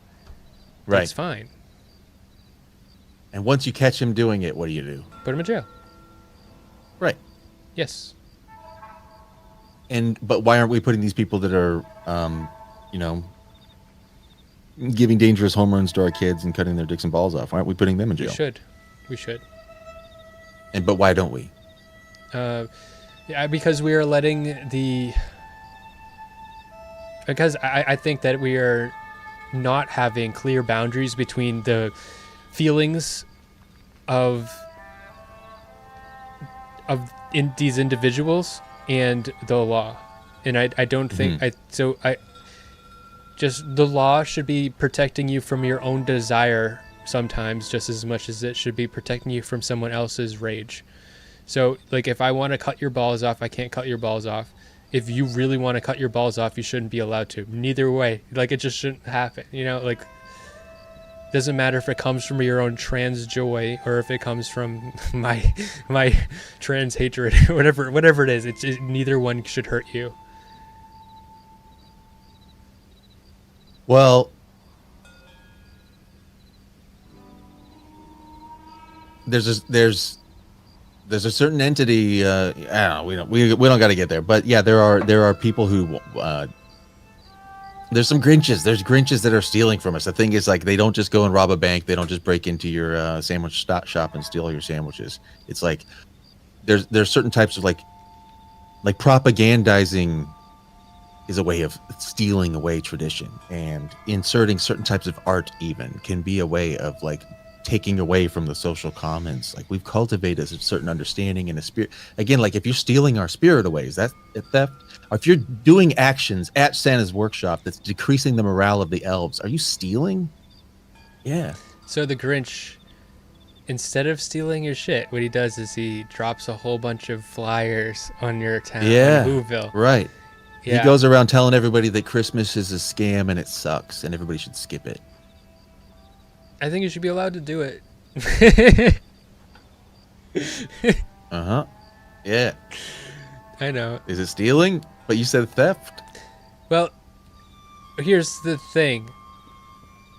I don't think you should be allowed to mislead or lie.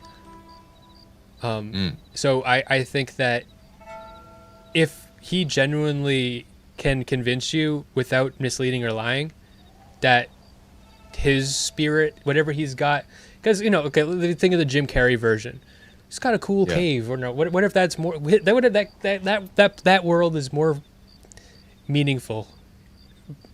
If he could convince you, then whatever. But if he's telling you that, like, so like, let's say he lives in a trash heap of like hypodermic needles and shit, like he's just like and he's telling you that it's like clean and healthy, and then you go there and get sick, then that shouldn't be allowed. Yeah. But I think that we should be able to have our own spirit. I don't think you should be able to lie about stuff. It's so funny that you bring it. I mean, when you think about the Jim Carrey one, remember how he even got there? It was like a stork that was going one place that got like lost and ended up in Whoville. So he was like a foreigner. Like that's what he was. He wasn't a Who person.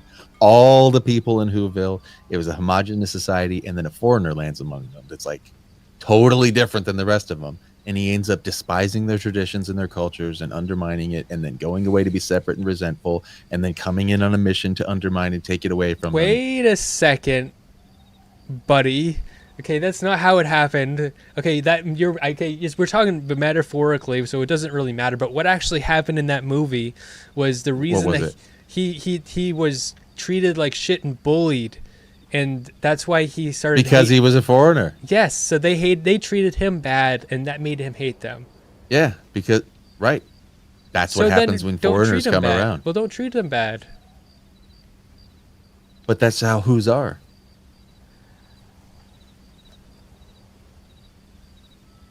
Well, then that's how he is. So that's why you don't let foreigners in. That's how people are. Look, I think the Who's are. That's how he was, and that's a recipe for disaster. The Who should be allowed to hate him. You can hate whoever you want, but you shouldn't. It was because he was ugly. Yeah, you should. Yeah, and he was a horny little kid attracted to the teacher, and he tried to look hot, and got embarrassed, and then he got this little ego trip because he was an ugly little foreigner. You know, and he hated himself. I'm a freak. I don't fit in with all these people. I'm gonna change them. And then, But he didn't say he was going to change them. He just. I'll show them. I'm better than them. And he went and got on this big old puffed up ego trip of how great he is and how stupid all these wretched, stupid Christmas people. I hate them. I hate their music. That's how. I know what I'll do. I think the I'll problem. steal it from them, and I'll go steal all their decorations, and I'll steal their culture, and I'll wreck Christmas. I think you shouldn't abuse people, especially kids. It makes them turn in shitty. That's why I don't want child abuse. It's not because of some spirit of child abuse that's bad. I just think that it makes people become fucked up. It makes the whole thing worse. It makes their whole life, like being the Grinch sucks. You don't, and being abused as a kid turns you into the Grinch. And that's, is that Mr. Girl's song? It's hard to be black. Same thing. They're just like, hey, no matter how much I dress myself up and how fit my fit is and how good I smell, I still feel like a monkey. Yeah. And then now the blacks are basically Grinches in our society. So they're all anti-white, anti-establishment, anti-society, pro-thug, not all, but booty drug. Yeah. But I mean, it just culture becomes this big old culture of resentment. Yeah. They are the Grinch, and America is, we love Christmas and stuff, or whatever the analogy that is of, patriotism, or some America is great and we love America, and they're just like, I got a counter for you. Okay, this is this will really knock your socks off. I've got a spirit, and my spirit is one that it's not the Grinch or the Who. It is a spirit that unites both the two. And it is a spirit where, like, even though people are different, you don't treat them poorly. And if you can make that spirit catch on, then that is a spirit that no matter how different you are, we all can. And then, so let's say you get foreigners come in and they want to treat everyone poorly. Well, I agree. Then that spirit, that's poor. That's the spirit we need to reject. And once they stop treating people poor, it's the treating people poorly that's the problem. I'm not there's, I think you get the hint that I'm not a retarded progressive, but I hate this whole thing where they won't criticize other cultures. There's so much god awful shit about Indian culture, but you can't talk about it because it's sacred or what? No, it just completely goes against my values. And if you're gonna live in my country, we don't put women on their period in a period shed for a week, shit like that. No, you can't do that. But so I'm not saying that we have to cherish all other cultures equally and shit. I'm just saying don't be mean to Indian people. You know what I mean? I kind of have some, but I've because where I grew up and shit, I have some biases against Indian people. They piss me off a lot of time because the interactions I have with them. But I still, I don't want to treat them poorly. Yeah. Well, I won't be able to convince you, and I'm not trying to. So I think we could talk all day. I think we would just be. I will define my worldview. You'll define yours, and I think we're just at different places, and there's a different spectrum of. How people are, but in my perspective, there's a bit of that protective affection that you would call hatred or like anger or evil toward people that I think is natural and it's fine. And I think it's actually sort of like missing from us, and I think we could do with more of that. And people are afraid of it, and we want to slip into calling it fascism and stuff. But What about like the end of the Grinch though? The way that Yeah. they solve him being shitty and stuff is through that love, and they all embrace. we can, even though we're different, we still can have a certain level of respect and he becomes he learns to socially be cohesive too, even though there's like Right. growing pains in that he learns, and I think that's good. We do need social cohesion. We do need some of that, but I think we can achieve that through strong boundaries but compassion. Yeah, I agree. What do? They sing their Who song, and because They the little did girl not starts set singing good it, boundaries with him. They did not set good. right? Yeah, they. But yeah.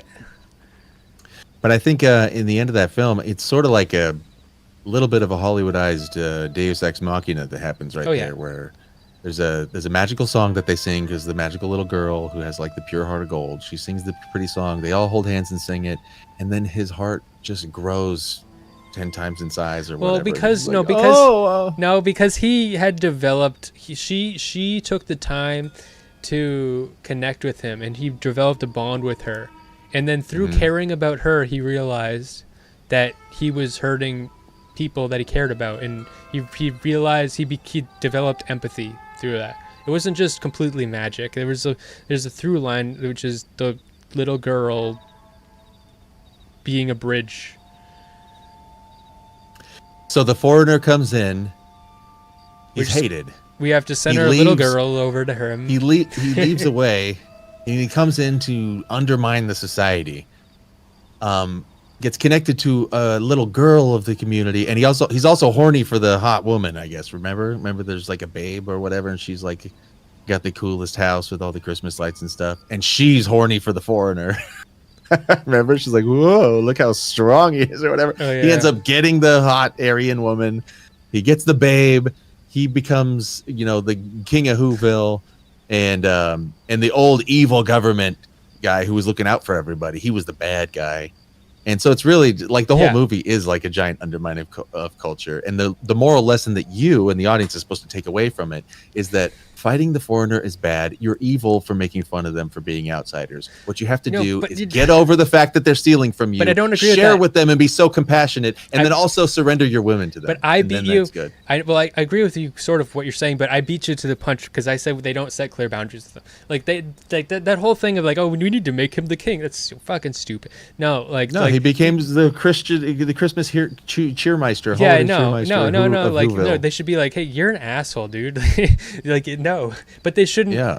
But like treating him poorly is contingent on him being an asshole. It's not. It's like, no, you don't treat me like that. I want to treat you nice. I want to treat you well, and I can't treat you well if you treat me like this. So you need to stop, and then we can be friends. And then and until then we can't.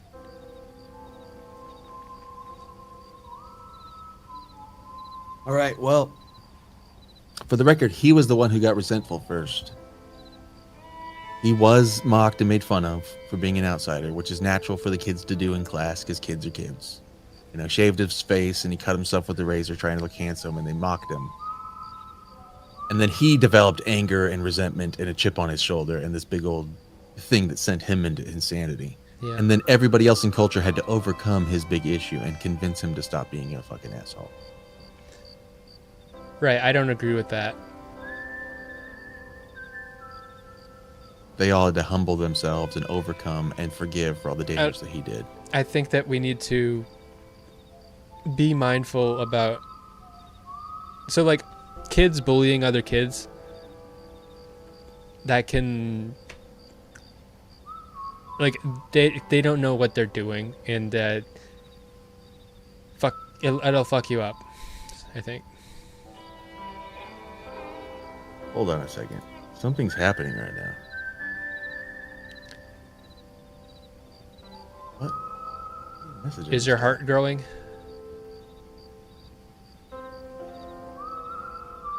Wait a minute. I just got a message. I don't know if this is real yet. I might gotta go very soon. Okay. An abrupt ending to this, but Smeth, I just got a call. I'm getting a call. Smeth, can I? Yeah. Do what you gotta Would do. you mind if I just let you go? There's like Yeah. a friend who was just in jail. I think just got released and wants to call in and let us know.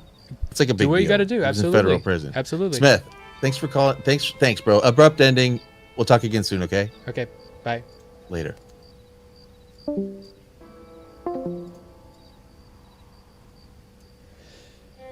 Well, I'm glad because I was getting a little bit tired, and we weren't going anywhere. Look,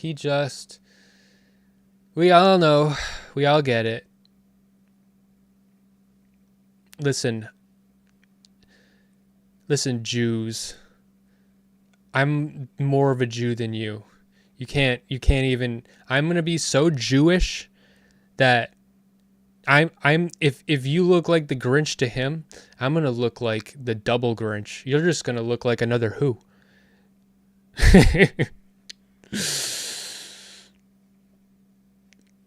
So I'm gonna save Christmas. I'm gonna save Jewish Christmas.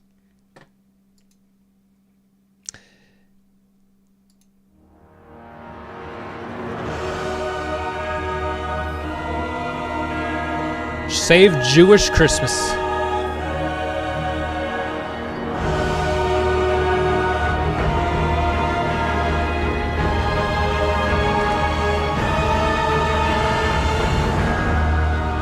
Stream is over. Stream is over.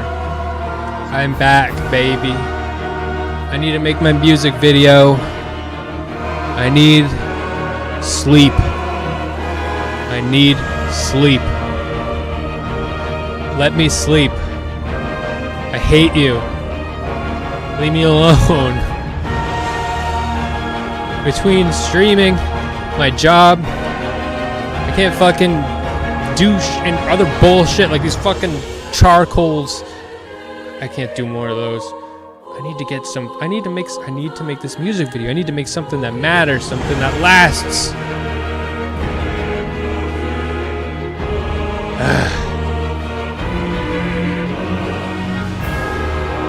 You're gonna love it.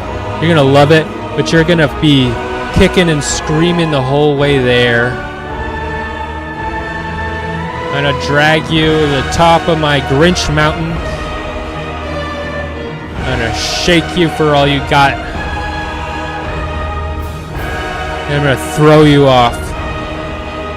You're gonna suck you into my Grinch world.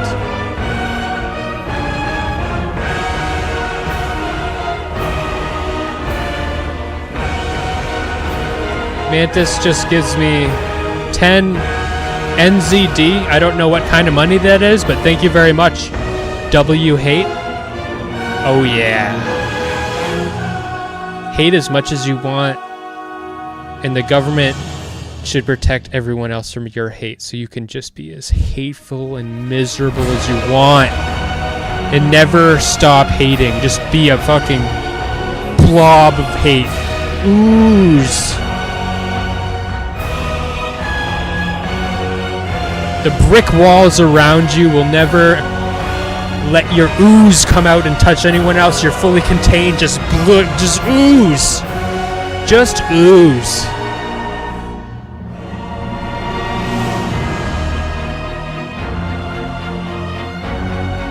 In my eyes, the Jedi are evil.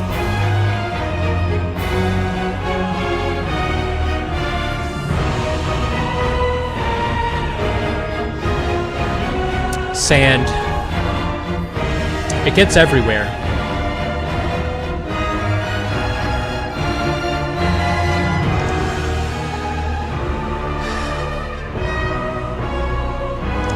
Babe, you haven't touched your dreidel. What's wrong, babe? You haven't eaten your dreidel.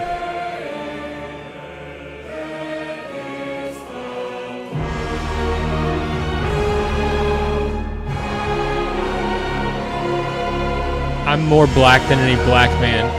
I'm more Jewish than any Jewish man. I'm more white than any white man. I'm more Asian.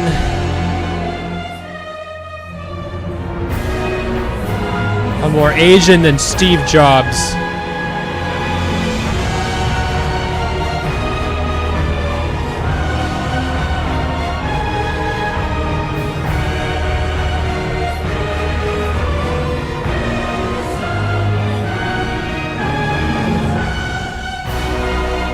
I remember the old days when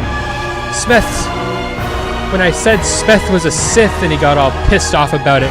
Now he's owning it. Good for him. Yeah. All of your spite and vileness, I absorb it. It becomes part of me. You're only making me stronger.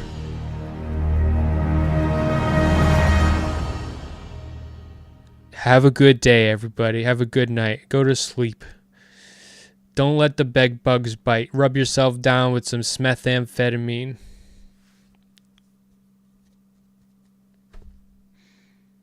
Good night.